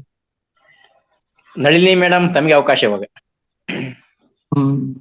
ಸರ್ ನಮಸ್ಕಾರ. ವಿಜಯಕಾಂತ್ ಸರ್ಗೆ. ಸರ್ ಇವತ್ತು ನಿಮ್ ಸ್ಪೀಚ್ ತುಂಬಾ ಚೆನ್ನಾಗಿತ್ತು ಸರ್. ಅರ್ಧನಾರೀಶ್ವರ ಅನ್ನೋ ಪದಕ್ಕೆ ಅರ್ಥ ಬರ್ಬೇಕು ಅಂದ್ರೆ ಸ್ತ್ರೀಯರಿಗೆ ಗೌರವಿಸ್ಬೇಕು ಅನ್ನೋದನ್ನ ತುಂಬಾ ಚೆನ್ನಾಗಿ ಹೇಳ್ಕೊಟ್ರಿ. ಮತ್ ಇವತ್ತು ನಾನು ನಿಮ್ ಸ್ಪೀಚ್ ಕೇಳಿ ನನ್ಗೊಂದು ಆದ ಅನುಭವ ಏನು ಅಂದ್ರೆ, ಇವತ್ತು ನಾವು ಸ್ತ್ರೀಯಾಗಿ ಹುಟ್ಟಿದ್ಕೆ ಸಾರ್ಥಕ ಅನಿಸ್ತು ಸರ್. ಆ ಒಂದು ಒಳ್ಳೆ ಅನುಭವ ಕೊಟ್ರಿ ಸರ್. ಧನ್ಯವಾದಗಳು ಸರ್. ರೇವತಿ ಮೇಡಮ್, ತಮಗೆ ಅವಕಾಶ ಇವಾಗ. ಎಲ್ಲ ಧ್ಯಾನ ಬಂಧುಗಳಿಗೆ ನಮಸ್ಕಾರ. ಜೊತೆಗೆ ವಿಜಯಕಾಂತ್ ಸರ್ಗೆ ಸ್ಪೆಷಲ್ ವಂದನೆ. ನನಗೆ ಏನ್ ಅನ್ಸ್ತು ಅಂದ್ರೆ, ಒಂಥರ ನನಗೆ ಏನು ಜ್ಞಾನನೇ ಇಲ್ಲ ಅಂತ ಅನ್ಸ್ಬಿಡ್ತು ಇವರ ಮಾತನ್ನ ಕೇಳಿದ. ಇವತ್ತು ನಾನು ಝೀರೋ ಅಂತ ಅನ್ಸ್ಬಿಡ್ತು. ಯಾಕಂತಂದ್ರೆ ಈ ಅರ್ಧನಾರೀಶ್ವರ ಅದು ಇದು ಅಂತ ಹೇಳಿದಾಗ ನಾವು ದೇವಸ್ಥಾನಗಳಿಗೆ ಹೋದಾಗೆಲ್ಲ ನಮ್ಮ ಒಂದು ಕಲ್ಪನೆನೇ ಬೇರೆ. ಬಟ್ ಅದರ ಸತ್ಯ ಏನು ಅಂತ ನಮ್ಗೆ ಇವತ್ತು ಅರಿವಾಯ್ತು. ನನಗೆ ಇನ್ನೊಂದೆರಡು ಅಂಶವನ್ನ ಹಂಚಿಕೊಳ್ಬೇಕಂದ್ರೆ, ಈಗ ದೇವಸ್ಥಾನಕ್ಕೆ ಪೀರಿಯಡ್ಸ್ ಆದವರು ಹೋಗ್ಬಾರ್ದು ಅಂತ ಹೇಳ್ತಾರೆ. ಸೊ ಇದು ಬಹುಶಃ ಇದನ್ನ ದೇವರ ಹೆಸರಿನಲ್ಲಿ ಅಜ್ಞಾನವನ್ನ ಮುಂದೆ ತಂದಿದ್ದಾರೆ ಅಂತ ಹೇಳ್ಕೊಂಡು ನನ್ನ ಒಂದು ಅಭಿಪ್ರಾಯ. ಯಾಕಂತಂದ್ರೆ ಸಣ್ಣಗೌಡ್ರು ಸರ್ ಹೇಳಿದ್ರಿ, ನಾನು ನನ್ನ ಮಿಸಸ್ ಅನ್ನ ಈ ಸಂದರ್ಭದಲ್ಲಿ ಒಳ್ಳೆ ರೆಸ್ಟ್ಗೆ ಬಿಡ್ತೇನೆ. ಅದು ಕರೆಕ್ಟ್. ಯಾಕಂತಂದ್ರೆ ನೋವು ಇರ್ತದೆ ಅಥವಾ ಬ್ಲೀಡಿಂಗ್ ಜಾಸ್ತಿ ಇರ್ತದೆ, ಮಾಡ್ತದೆ. ಈ ಸಂದರ್ಭದಲ್ಲಿ ಮಹಿಳೆಯರಿಗೆ ಒಂದು ಇದು ರೆಸ್ಟ್ ಬೇಕು, ಅದಕ್ಕೋಸ್ಕರ ಅವರನ್ನ ಇಡುವುದು ಅಂತ. ಇದನ್ನ ಒಂದು ಬೇಡದ ಒಂದು ವಿಧಿಗೆ ತಂದ್ಕೊಂಡು ಅದನ್ನ ದೇವಸ್ಥಾನಕ್ಕೆ ಹೋಗ್ಬಾರ್ದು ಅಂತ. ಇನ್ನೂ ಒಂದು ವಿಶೇಷ ಏನು ಅಂತಂದ್ರೆ, ನಮ್ಮಲ್ಲಿ ಒಂದು ಗೊಲ್ಲ ಕಮ್ಯುನಿಟಿ ಅಂತ ಇದೆ. ಈ ಗೊಲ್ಲ ಕಮ್ಯುನಿಟಿನಲ್ಲಿ ಹೇಗಂತಂದ್ರೆ, ಅವರು ಪೀರಿಯಡ್ಸ್ ಆದಾಗ ಅವರು ಮನೆಯಲ್ಲಿ ಇರುವುದಿಲ್ಲ. ಆ ಹಳ್ಳಿಗಳಲ್ಲಿ ತಾವು ನೋಡಿದ್ರೆ ಸ್ಕೂಲ್ಗಳಲ್ಲಿ, ಪಂಚಾಯತ್ ಆಫೀಸ್ಗಳಲ್ಲಿ ಅಥವಾ ಯಾವುದೋ ಒಂದು ಸ್ಥಳ ಯಾರು ಜನ ಇರುವುದಿಲ್ಲ, ಅಲ್ಲಿ ರಾತ್ರಿ ಹೋಗಿ ಮಲಗ್ತಾರೆ ಹೆಣ್ಮಕ್ಳು. ಇದು ನಿಜವಾಗ್ಲೂ ಬಹಳ ಶೋಚನೀಯ. ಜೊತೆಗೆ ಗೊಲ್ಲರ ಕಮ್ಯುನಿಟಿ ನೋಡಿದವರಿಗೆ ಅನುಭವ ಏನು ಅಂತಂದ್ರೆ, ಹೆರಿಗೆ ಆದ ತಕ್ಷಣ, ಹೆರಿಗೆಯ ಸಂದರ್ಭದಲ್ಲಿ ಮುಂದೆ ಒಂದು ಚಿಕ್ಕ ಒಂದು ಹುಲ್ಲಿನ ಒಂದು ಅದು ಕಂಬವನ್ನ ಇಟ್ಟುಬಿಟ್ಟು ಗುಡಿಸಿದ ಹಾಗೆ ಮಾಡಿ, ಅವ್ರು ಎದ್ದು ನಿಂತ್ಕೊಳ್ಳೋಕು ಆಗುದಿಲ್ಲ, ಏನೂ ಆಗುದಿಲ್ಲ, ಚಿಕ್ಕ ಒಂದು ರೂಮಿನ ಹಾಗೆ ಮಾಡಿ ಅದರೊಳಗೆ ಬಾಣಂತಿಯನ್ನು ಇಡತಕ್ಕಂಥದ್ದು. ನಿಜವಾಗ್ಲೂ ಇಂದಿನ ಕಾಲದಲ್ಲಿ ಈಗ ನಾವೇನು ಕಣ್ಣು ತೆರಿತಾ ಇದ್ದೇವೆ, ಬಹುಶಃ ಇಂಥವರಿಗೆ ಎಷ್ಟು ಜ್ಞಾನವನ್ನ ಹಂಚಿ ಈ ಕಣ್ಣನ್ನ ತೆರೆಸ್ಬೇಕು ಅಂತ ಅರ್ಥ ಆಗ್ತಾ ಇಲ್ಲ. ನಿಜವಾಗ್ಲೂ ಆ ಮಹಿಳೆ ಅಷ್ಟು ದಿನ ಆ ಒಂದು ಚಿಕ್ಕ ಒಂದು ಗುಡಿಸಲ್ನಲ್ಲಿ ಹೆಂಗಿರ್ಬೇಕು. ಒಂದು ಎರಡನೇದು, ನಾನು ಕಣ್ಣಾರೆ ನೋಡಿದ್ದೇನು ಅಂತಂದ್ರೆ, ಅವರಿಗೆ ಮನೆ ಒಳಗೆ ಅಡಿಗೆ ಮಾಡೋದಿಲ್ಲ, ಅವರಿಗೆ ಹೊರಗಡೆ ಕಲ್ಲು ಹಾಕಿ ಅಡಿಗೆ ಮಾಡಿ ಆ ಪ್ಲೇಟ್ ಅನ್ನ ತಗೊಂಡೋಗಿ ಹಿಂಗ್ ಹಾಕ್ತಾರೆ ಯಾರೊಬ್ರು ದೂರದಲ್ಲಿ. ಆ ಯಮ್ಮ ಅದನ್ನ ಹಿಂಗೆ ಎಳ್ಕೊಂಡು ಆ ಪ್ಲೇಟ್ ಅನ್ನ ಅವರು ಊಟ ಮಾಡ್ಬೇಕು. ನಿಜವಾಗ್ಲೂ ನಾವು ಎಲ್ಲಿದ್ದೇವೆ? ಈ ಶಕ್ತಿ ಯುಗ ಈ ಶಕ್ತಿಯನ್ನ ಅವರಿಗೆ ಕೊಡಬೇಕು. ಜೊತೆಗೆ ಇದನ್ನ ಹೇಗೆ ಪರಿವರ್ತನೆ ಮಾಡ್ಬೇಕು ಅಂತ ಹೇಳ್ತಕ್ಕಂಥದ್ದು ಬಹುಶಃ ನಾವೆಲ್ಲ ಧ್ಯಾನ ಬಂಧುಗಳು ಒಂದ್ ಸ್ವಲ್ಪ ಯಾವ ಏರಿಯಾದಲ್ಲಿ ಇಂಥವ್ರು ಇದ್ದಾರೆ, ಇವರಿಗೊಂದು ಜ್ಞಾನವನ್ನು ಕೊಟ್ಟು ಪರಿವರ್ತನೆಯನ್ನ ತರುವುದು ಬಹಳ ಬಹಳ ಮುಖ್ಯ ಅಂತ ಅಂದ್ಕೊಳ್ತೇನೆ. ಧನ್ಯವಾದಗಳು. ನಿಜ ಮೇಡಮ್, ನಿಜ ತಾವ್ ಹೇಳೋದು. ಅಂದ್ರೆ ಇವತ್ತೇನಾಗಿದೆ ಅಂದ್ರೆ, ನಾನು ಕೂಡ ಯಾವುದೇ ಜನಾಂಗದ ಹೆಸರು ಹೇಳಾಕ ಅಥವಾ ಮೇಲು ಕೀಳು ಅಂತ ಹೇಳಿ ಉಚ್ಚಾರಣೆ ಮಾಡಕ್ ಇಷ್ಟ ಪಡಲ್ಲ. ಬಟ್ ಅನಿವಾರ್ಯ ಅದು ಇವರೇ ಅಂತ ಹೇಳ್ಬೇಕು ಅಂದ್ರೆ ಹೆಸರು ಗುರುತಿಸ್ಲೇಬೇಕಂತ. ಹಂಗಾಗ್ಬಿಟ್ಟು ಸಮಾಜದಲ್ಲಿ ಕೀಳು ವರ್ಗ ಅಂತ ಹೇಳಿ ಕಾಣ್ತಾ ಇದ್ದಾರೆ ಕೆಲವೊಂದು ಅಲೆಮಾರಿ ಜನಾಂಗ ಇರ್ಬೋದು. ಊರಲ್ಲಿ ಹೇಳ್ಬೇಕಂದ್ರೆ SC ಅಂತ ಒಂದು ಪದ ಬಳಸ್ತಾ ಇದಾರೆ. ಅದಕ್ಕೆ ಸಂಬಂಧಪಟ್ಟಂತ ಜನಗಳಲ್ಲಿ ಇನ್ನೂ 100% ಆ ಒಂದು ವ್ಯವಸ್ಥೆ ಇದೆ. ಆದ್ರೆ SC-ಗಳೇ ಆಗ್ಲಿ, ಬೇರೆ ನಾವು ಆ ಜಾತಿಯನ್ನ ಬಳಸುವ ಅಗತ್ಯ ಇಲ್ಲ ಸರ್. ಆದ್ರೆ ಈ ಒಂದು ಸಮುದಾಯ ಇದೆಯಲ್ವಾ, ಗೊಲ್ಲರ ಸಮುದಾಯ ಎಲ್ಲರಿಗೂ ಗೊತ್ತಿದೆ, ಅವರು ಮಾತ್ರ ಈ ತರದ ಪದ್ಧತಿಯನ್ನ ಮಾಡ್ತಾರೆ. ಸಾಮಾನ್ಯ ಬೇರೆಯವರು ಸ್ವಲ್ಪ ಹೊರಗಡೆ, ಅದು ಎಲ್ರೂ ಇದ್ದಾರೆ, ಮೇಲು ಜಾತಿ ಕೀಳು ಜಾತಿ ಅಂತಲ್ಲ, ಉತ್ತಮ ಜಾತಿಯವರು ಸಹ ಮಹಿಳೆಯರನ್ನ ಅಡಿಗೆ ಮನೆಗೆ ಬರ್ಲಿಕ್ಕೆ ಬಿಡುದಿಲ್ಲ, ಅಡಿಗೆ ಮಾಡ್ಲಿಕ್ಕೆ ಬಿಡುದಿಲ್ಲ, ಇದೆಲ್ಲ ಮಾಡ್ತಾ ಇದ್ದಾರೆ. ಬಟ್ ಈ ಗೊಲ್ಲ ಕಮ್ಯುನಿಟಿ ಬಹಳ ವಿಶೇಷವಾದ ಒಂದು ಸಮುದಾಯ. ಅವರು ಮಾತ್ರ ಆತರ ಚಿಕ್ಕ ಒಂದು ಹಟ್ಟಿನಲ್ಲಿ ಇಡ್ತಾರೆ. ಇದು ಭಯಂಕರ ಶೋಚನೀಯ ನಿಜವಾಗ್ಲು. ಹೌದು ಮೇಡಮ್, ನಾವು ನದಿ ಹೆಸರೆಲ್ಲ ಮಾತ್ರ ಸ್ತ್ರೀಯರ ಹೆಸರಲ್ಲಿ ಇಡ್ತೀವಿ, ಗಂಗಾ, ಯಮುನಾ, ಸರಸ್ವತಿ, ಗೋದಾವರಿ ಅಂತ. ಅದೇ ತರ ಪರ್ವತ ಕೂಡ ವಿಂಧ್ಯ ಪರ್ವತ ಅಂತ ಹೆಸರಿಡ್ತೀವಿ. ಭಾರತ ಮಾತೆ ಅಂತ ಹೇಳ್ತೀವಿ, ಕರ್ನಾಟಕ ಮಾತೆ ಅಂತ. ಅಲ್ಲಿ ಕರ್ನಾಟಕ ರಾಜ್ಯೋತ್ಸವ ಒಂದ್ ದಿವಸ ಮಾತ್ರ ಅವಾಗ ಆ ಒಂದು ಅವಾಗ ಮಾತೆ ಬಗ್ಗೆ ಮಾತಾಡ್ತೀವಿ. ಬಟ್ ಸ್ತ್ರೀಯರಿಗೆ ಅಂತ ಬಂದಾಗ ಅವ್ರನ್ನ ಯಾವಾಗ್ಲೂ ನಮ್ ದೃಷ್ಟಿಕೋನ ಬೇರೆ ತರ ಇರುತ್ತೆ. ಒಂದು ಕಾಮದ ಒಂದು ಇಚ್ಛೆನಲ್ಲೇ ಇರುತ್ತೆ ಸ್ತ್ರೀಯರಂದ್ರೆ. ಯಾಕಂದ್ರೆ ಅಜ್ಞಾನ ಅದು. ಯಾಕೆ ತಪ್ಪು ನಡೀತಾ ಇದೆ ಅಂದ್ರೆ, ನಿಜವಾಗ್ಲು ನಾವು ಭಾರತೀಯರು ಭರತ ಮಾತೆ ಅಂತೀವಿ, ಭೂಮಿ ತಾಯಿ ಅಂತೀವಿ, ಪ್ರಕೃತಿ ಮಾತೆ ಅಂತೀವಿ, ಎಷ್ಟೋ ಶಕ್ತಿ ಪೀಠಗಳೆಲ್ಲ ಹೋಗ್ತೀವಿ. ಬಟ್ ಅದರ ಒಂದು ತಾತ್ಪರ್ಯ ಏನು, ಏನಕ್ಕೆ ಅದ್ ಪ್ರತೀಕ ಏನು, ಆ ಸತ್ಯ ಗೊತ್ತಾಗದೆ ಇರೋದಕ್ಕೆ ನಮ್ಗೆ ಇಷ್ಟು ತಪ್ಪುಗಳು, ಸಮಾಜದಲ್ಲಿ ಎಷ್ಟೋ ಒಂದು ಸಮಸ್ಯೆಗಳು ಒಳಗಾಗ್ತಾ ಇದ್ದಾರೆ. ಸೊ ಅದಕ್ಕೆ ಹೇಳ್ತಾ ಇರೋದು ನೋಡಿ, ಇಲ್ಲಿ ಕೂಡ ಇಡೀ ಬ್ರಹ್ಮಾಂಡವೇ ಕೂಡ ಹಿರಣ್ಯ ಗರ್ಭ ಅಂತಾನೆ ಹೇಳ್ತಾರೆ. ಇವಾಗ ಬ್ರಹ್ಮ, ವಿಷ್ಣು ಇವರೆಲ್ಲ ಯಾರು ಎಲ್ಲ ಹಿರಣ್ಯ ಗರ್ಭದಿಂದಾನೇ ಬಂದಿರೋರು. ಎಲ್ಲದಕ್ಕೂ ಅದಕ್ಕೆ ಆ ಶಕ್ತಿ, ಆದಿಶಕ್ತಿ, ಪರಾಶಕ್ತಿ ಎಲ್ರೂ ಕೂಡ ಆರಾಧನೆ ಮಾಡೋರ ಆ ಆದಿ ಪರಾಶಕ್ತಿಯನ್ನೇ. ಅದಕ್ಕಿಂತ ಮೇಲೆ ಯಾವ್ದು ಇದೆ ಅಂತ ನನ್ಗೆ ಗೊತ್ತಿಲ್ಲ. ಬಟ್ ಅದನ್ನ ಬಿಟ್ಟು ನಾವು ಬಂದು ಇಲ್ಲಿ ಯಾವಾಗ್ಲೂ ಬಂದು ತಾರತಮ್ಯದಿಂದನೇ ಜೀವನ ಮಾಡ್ತಾ ಇರೋದು. ಇಲ್ಲಿ ವಿಮೆನ್ ಪವರ್ ಬೇಕಾಗಿಲ್ಲ. ವಿಮೆನ್ಗೆ ಇಷ್ಟು ಪರ್ಸೆಂಟೇಜ್ ಕೊಡ್ಬೇಕು, ಇಷ್ಟು ಹಕ್ಕು ಕೊಡ್ಬೇಕು, ಏನಿದೆ ಅದು? ಅಲ್ಲಿ ತಗೊಳ್ಳೋದು ಏನಿಲ್ಲ, ಎಲ್ರೂ ಸಮಾನರೇ ಅಂದಾಗ ಅಲ್ಲಿ ನಾವು ಬಂದು ಇಷ್ಟು ಬೇಕು, ಅಷ್ಟು ಬೇಕು, ಆಮೇಲೆ ಏನೇನೋ ನಾವು ಹಕ್ಕುಗಳು ಕೇಳ್ತಾ ಇದ್ವಿ. ಅದು ಬೇಕಾಗಿಲ್ಲ. ಆಕ್ಚುಲಿ ಫಸ್ಟ್ ಅಲ್ಲಿ ನನಗೆ ಒಂದು ಸ್ತ್ರೀಯನ್ನು ನೋಡಿದಾಗ, ನೀನು ಒಂದು ಆತ್ಮ, ನಾನು ಒಂದು ಆತ್ಮ, ಅಷ್ಟೇನೆ, ನಾವೆಲ್ಲ ಆತ್ಮ ಜೀವಿಗಳು ಅನ್ನೋ ಜ್ಞಾನ ನನ್ನಲ್ಲಿ ಇದ್ದಾಗ, ಸಮಾನತೆ ಇದ್ದಾಗ, ಅಲ್ಲಿ ಎಲ್ಲಿದೆ ತಾರತಮ್ಯ? ಅಂದ್ರೆ ನಾನು ದೇಹ ಅಭಿಮಾನದಲ್ಲಿ ಇರೋದಕ್ಕೆ ಈಗ ಜೆಂಡರ್ ಆಗಿ ನೋಡ್ತಾ ಇದ್ದೀನಿ, ಮೇಲ್ ಫಿಮೇಲ್, ಮಸ್ಕ್ಯುಲೈನ್ ಫೆಮಿನೈನ್. ಯಾಕಂದ್ರೆ ಯಾರಿಗೂ ಬಂದು ಆ ಡಿವೈನ್ ಫೆಮಿನೈನ್ ಎನರ್ಜಿ ಅರ್ಥ ಆಗ್ತಿಲ್ಲ. ಯಾವಾಗ ಬಂದು ಆ ಡಿವೈನ್ ಫೆಮಿನೈನ್ ಎನರ್ಜಿ ಸತ್ಯ ಅರ್ಥ ಆಗುತ್ತೋ, ಆ ಫೆಮಿನಿಸಮ್ ಅಂತ ಹೇಳ್ತೀವಲ್ಲ, ಆ ಎನರ್ಜಿ ಬಗ್ಗೆ ಅರ್ಥ ಆಗತ್ತೋ, ತಪ್ಪುಗಳೇ ನಡೆಯೋದಿಲ್ಲ. ಇವಾಗ ಹೆಣ್ಣಿನ ಮೇಲೆ ಒಂದು ಅತ್ಯಾಚಾರ ಎಲ್ಲ ಏನಕ್ಕೆ ಆಗ್ತಂದ್ರೆ ಅವ್ರಿಗೆ ಆ ಫೆಮಿನೈನ್ ಎನರ್ಜಿ ಬಗ್ಗೆ ಅರಿವು ಇಲ್ಲದೆ ಇರೋದಕ್ಕೆ ಕಾರಣಕ್ಕೋಸ್ಕರನೇ. ಅಷ್ಟೇ. ಯಾಕೆ ಎಷ್ಟೋ ಮಠಗಳಲ್ಲಿ ಯಾಕೆ ಗುರುಗಳು ಕೂಡ ತಪ್ಪ ಮಾಡ್ತಾ ಇದಾರೆ ಅಂದ್ರೆ ಅವರಲ್ಲಿ ಆ ಸ್ತ್ರೀ ತತ್ವ ಜಾಗೃತಿ ಆಗದೆ ಇರೋ ಒಂದು ಆ ಒಂದು ಸಾಧ್ಯತೆ ಇಲ್ಲದೆ ಇರೋದ್ರಿಂದ. ಎಸ್, ನಿಜ ಗುರುವೆ. ಇದನ್ನ ನಾವು ಕರೆಕ್ಟ್ ಆಗಿ ತಿಳ್ಕೊಬೇಕಂದ್ರೆ ದುರ್ಗಾಷ್ಟಮಿ ಚಿತ್ರದಲ್ಲಿ ಲಕ್ಷ್ಮೀ ಮೇಡಮ್ ಅವರು ಚಲನಚಿತ್ರ ಆಕ್ಟರ್ ಮಾಡಿದಿರ್ತಕ್ಕಂತ ಆ ಒಂದು ಸಾಂಗ್ ಕೇಳಿದ್ರೆ ಸಾಕು ನಾವು, ಅವ್ರೇನು ಕೈಯಲ್ಲಿ ತಪ್ಪಲ ಹಿಡ್ಕೊಂಡು ಕೊನೆಗೊಂದು ಹಾಡು ಬರುತ್ತಲ್ಲ, ಆ ಸನ್ನಿವೇಶ ಅವ್ರಿಗೆ ಬಂದಿರತಕ್ಕಂತ ಒಂದು ಸ್ತ್ರೀ ಶಕ್ತಿ ಹೆಂಗೆ ಪರಿಹಾರ ಮಾಡುತ್ತೆ ಅನ್ನೋದಕ್ಕೆ ಅದು ಒಂದು ನಮಗೆ ಬೆಸ್ಟ್ ಉದಾಹರಣೆ ಅಂತ ನಾವು ಗಮನಿಸಬಹುದು ಸ್ನೇಹಿತರೆ. ಅದ್ಭುತವಾದ ಉದಾಹರಣೆ ಕೊಟ್ಟಿದ್ದೀರಾ ಗುರುಜಿ. ಎಸ್, ಕೊನೆಯದಾಗಿ ಮಲ್ಲಪ್ಪ ಗುರುಜಿ, ತಮ್ಗೆ ಒಂದು ಅವಕಾಶ.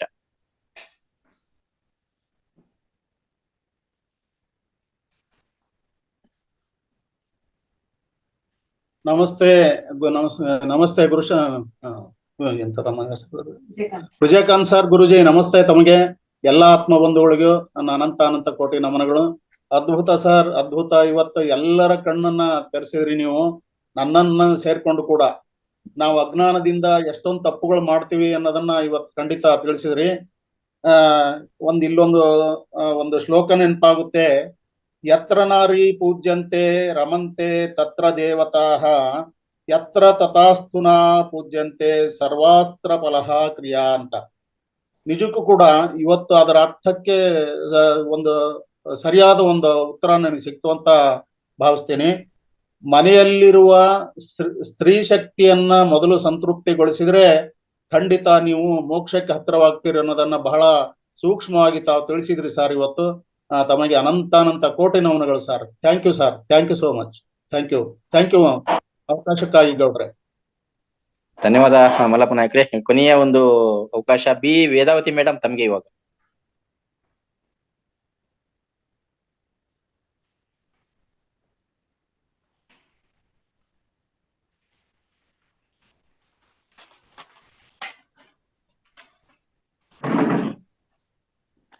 ಮಾತಾಡಿ ಮೇಡಮ್. ಹಾ, ಭಗವದ್ಗೀತೆ ಓದೋದಕ್ಕಾಗ್ಲಿ ಮನನ ಮಾಡ್ಲಿಕ್ಕಾಗ್ಲಿ ಈ ರೆಸ್ಟ್ರಿಕ್ಷನ್ಸ್ ಎಲ್ಲ ಇಲ್ಲ. ಭಗವದ್ಗೀತೆಯಲ್ಲೇ ಹೇಳ್ತಾರೆ, ನೀವು ಹೆಂಗಸರು ಯಾವಾಗ ಬೇಕಾದ್ರೂ ಓದ್ಬೋದು, ಪೀರಿಯಡ್ಸ್ ಟೈಮ್ ನಲ್ಲಿ ಓದ್ಬೋದು, ಯಾವಾಗ್ಲಾದ್ರೂ ಓದ್ಬೋದು, ಬರಿಬೋದು, ನೀವೇನಾದ್ರು ಮಾಡ್ಕೋಬಹುದು. ಮತ್ತೆ ತಿನ್ನುವಾಗ ಮಾತ್ರ ಅದನ್ನ ಮುಟ್ಟಕ್ ಹೋಗ್ಬಾರ್ದು ಅಂತ ಹೇಳ್ತಾರೆ. ಮತ್ತೆ ಇನ್ನೊಂದು ಅಸ್ಸಾಮಲ್ಲಿ ಒಂದು ದೇವಸ್ಥಾನ ಇದೆ, ಕಾಮಾಖ್ಯ ದೇವಸ್ಥಾನ ಅಂತೇಳಿ. ಅಲ್ಲಿ ಹೆಂಗಸರು ಯೋನಿನೇ ಪೂಜೆ ಮಾಡೋದು. ಅದ್ರಲ್ಲಿ ಯಾವಾಗ್ಲೂ ಬ್ಲೀಡಿಂಗ್ ಆಗ್ತಾನೆ ಇರುತ್ತಂತೆ. ಮತ್ತೆ ಕೇರಳದಲ್ಲೂ ಒಂದ್ ದೇವಸ್ಥಾನ ಇದೆ. ನಾವ್ ಹೋಗಿದ್ವಿ ಸಹ, ಅದು ಮುಚ್ಚಿತ್ತೀರಿ. ಅದು ಹಂಗೆ ನದಿ ತರ ಹರ್ಕೊಂಡ್ ಹೋಗ್ತಾ ಇರ್ತದಂತೆ ನೋಡಿ. ಎಷ್ಟು ನಮ್ಮ ದೇವತೆಗಳಿಗೆ ಎಷ್ಟು ಶಕ್ತಿ, ಎಷ್ಟು ಇದೆ ಅಂತ. ಅದಕ್ಕೆ ವಿಶ್ವಗುರು ಕೂಡ ಮಾಡ್ತಾರೆ. ಎಸ್, ಧನ್ಯವಾದ ಮೇಡಮ್, ಒಳ್ಳೆ ಒಂದು ಪ್ರಸಂಗವನ್ನು ಹೇಳಿದ. ಅದಕ್ಕೆ ಎಷ್ಟೋ ಮಹಾತ್ಮರನ್ನು, ಯೋಗಿಗಳನ್ನು, ಜ್ಞಾನಿಗಳನ್ನು, ವಿಶ್ವಗುರುಗಳನ್ನ ಕೊಟ್ಟಂತಹ ಆ ಸ್ತ್ರೀಯರನ್ನ, ಆ ತಾಯಿಯನ್ನ ಯಾವತ್ತೂ ಗೌರವಿಸ್ಬೇಕು. ಯಾಕಂದ್ರೆ ಯೋಗಿಗಳು ಬರ್ಬೇಕಂದ್ರೂ ತಾಯಿ ಗರ್ಭದಿಂದಾನೇ ಬರ್ಬೇಕು, ಯಾರು ಆಕಾಶದಿಂದ ಧುಮ್ಕಲ್ಲ. ಸೊ ಇಷ್ಟು ತಿಳಿಸ್ಬೇಕು ಅಂತ ಇಚ್ಛೆ ಪಟ್ಟೆ ನಾನು ಇವತ್ತು. ಅದಕ್ಕೆ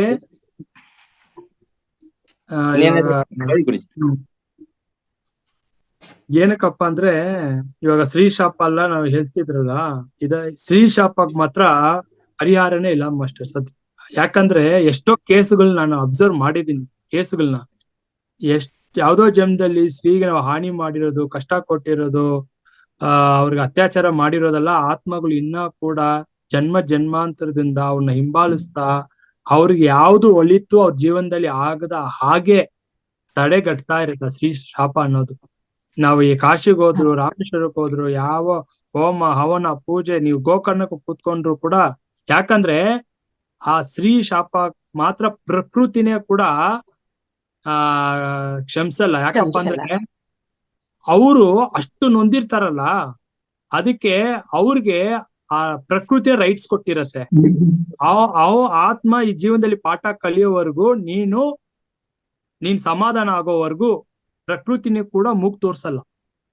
ಅವ್ರ ಜೀವನದಲ್ಲಿ ನೀವು ಈ ಹೋಮ ಮಾಡಿದೀನಿ, ಯಜ್ಞ ಮಾಡಿದೀನಿ, ವ್ರತ ಇದ್ದಿದ್ದೀನಿ ಅಂದ್ರೆ ಅದು ಯಾವ್ದು ಕೂಡ ಪರಿಹಾರ ಆಗಲ್ಲ.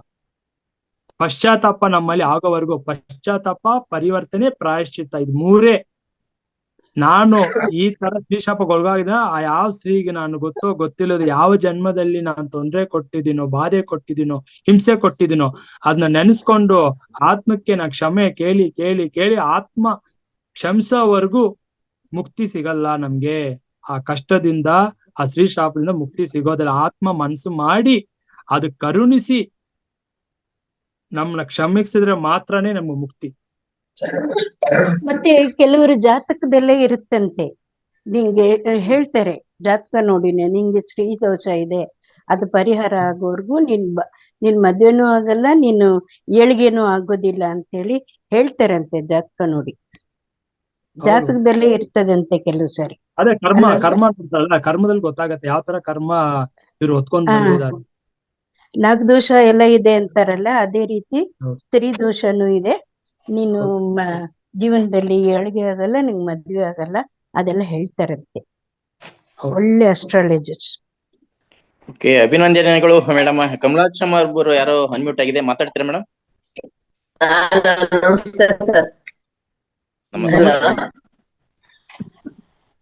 ನಮಸ್ತೆ ಮೇಡಮ್.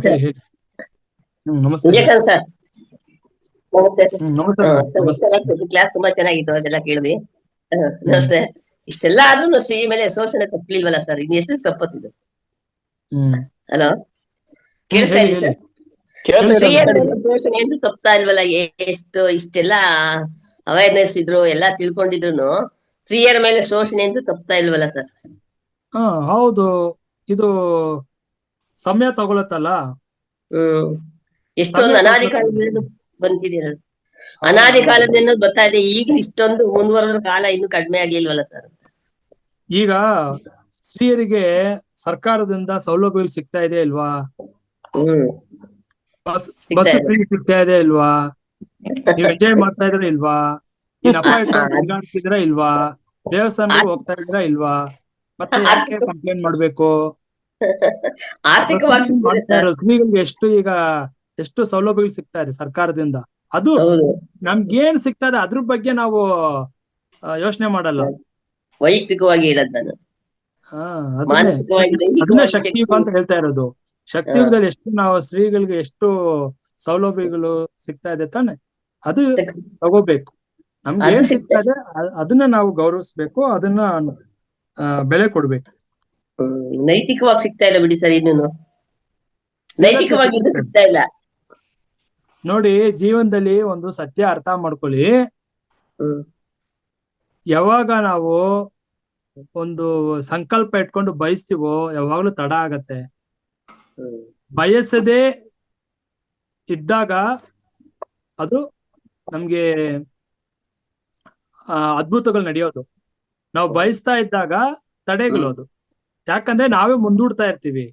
ಧ್ಯಾನದಲ್ಲೂ ಅಷ್ಟೇನೆ, ಇದು ಸರಿ ಆಗ್ಬಿಡ್ಬೇಕು, ಅದು ಸರಿ ಆಗ್ಬಿಡ್ಬೇಕು, ಹಿಂಗಾಗ್ಬಿಡ್ಬೇಕು, ಹಂಗಾಗ್ಬಿಡ್ತು, ಹಂಗಂತ ಧ್ಯಾನ ಮಾಡಿದ್ರೆ ಅಪೇಕ್ಷೆ ನಿರೀಕ್ಷೆ ಇಲ್ಲದೆ ಮಾಡುವುದೇ ಧ್ಯಾನ. ಅಂದ್ರೆ ನಾವು ಅಪೇಕ್ಷೆ ಇಟ್ಕೊಂಡು ಮಾಡೋದಷ್ಟು ಅದು ನಿಧಾನ ಆಗ್ತಾ ಇರತ್ತೆ.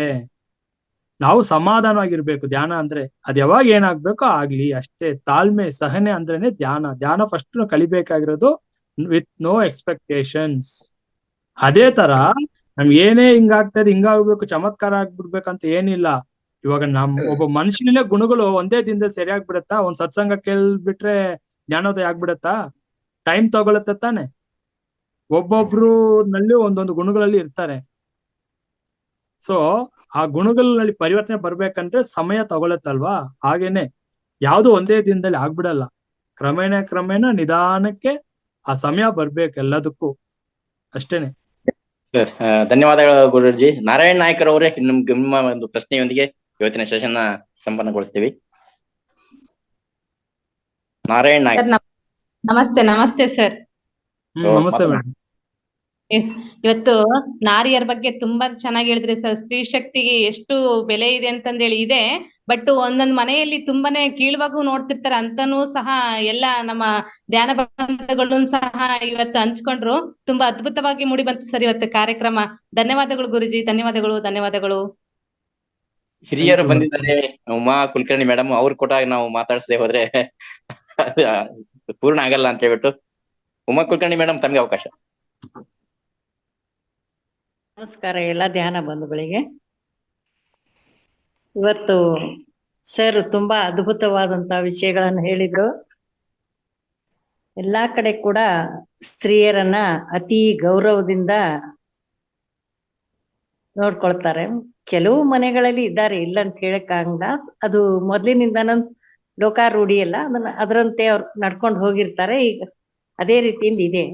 ಯತ್ರ ನಾರಿ ತತ್ರ ಪೂಜ್ಯಂತೆ ದೇವತಃ ಅಂತ ಹೇಳ್ತಾರಲ್ಲ, ಅದು 100ಕ್ಕೆ 100 ಸತ್ಯ ಇದೆ. ಈಗ ನಮ್ಮ ಮನೆಯಲ್ಲೇ ನಾನು 7 ತಲೆಮಾರಿನಿಂದ ಇದೇ ರೀತಿ ನಡ್ಕೊಂಡು ಬರ್ತಾ ಇದೆ.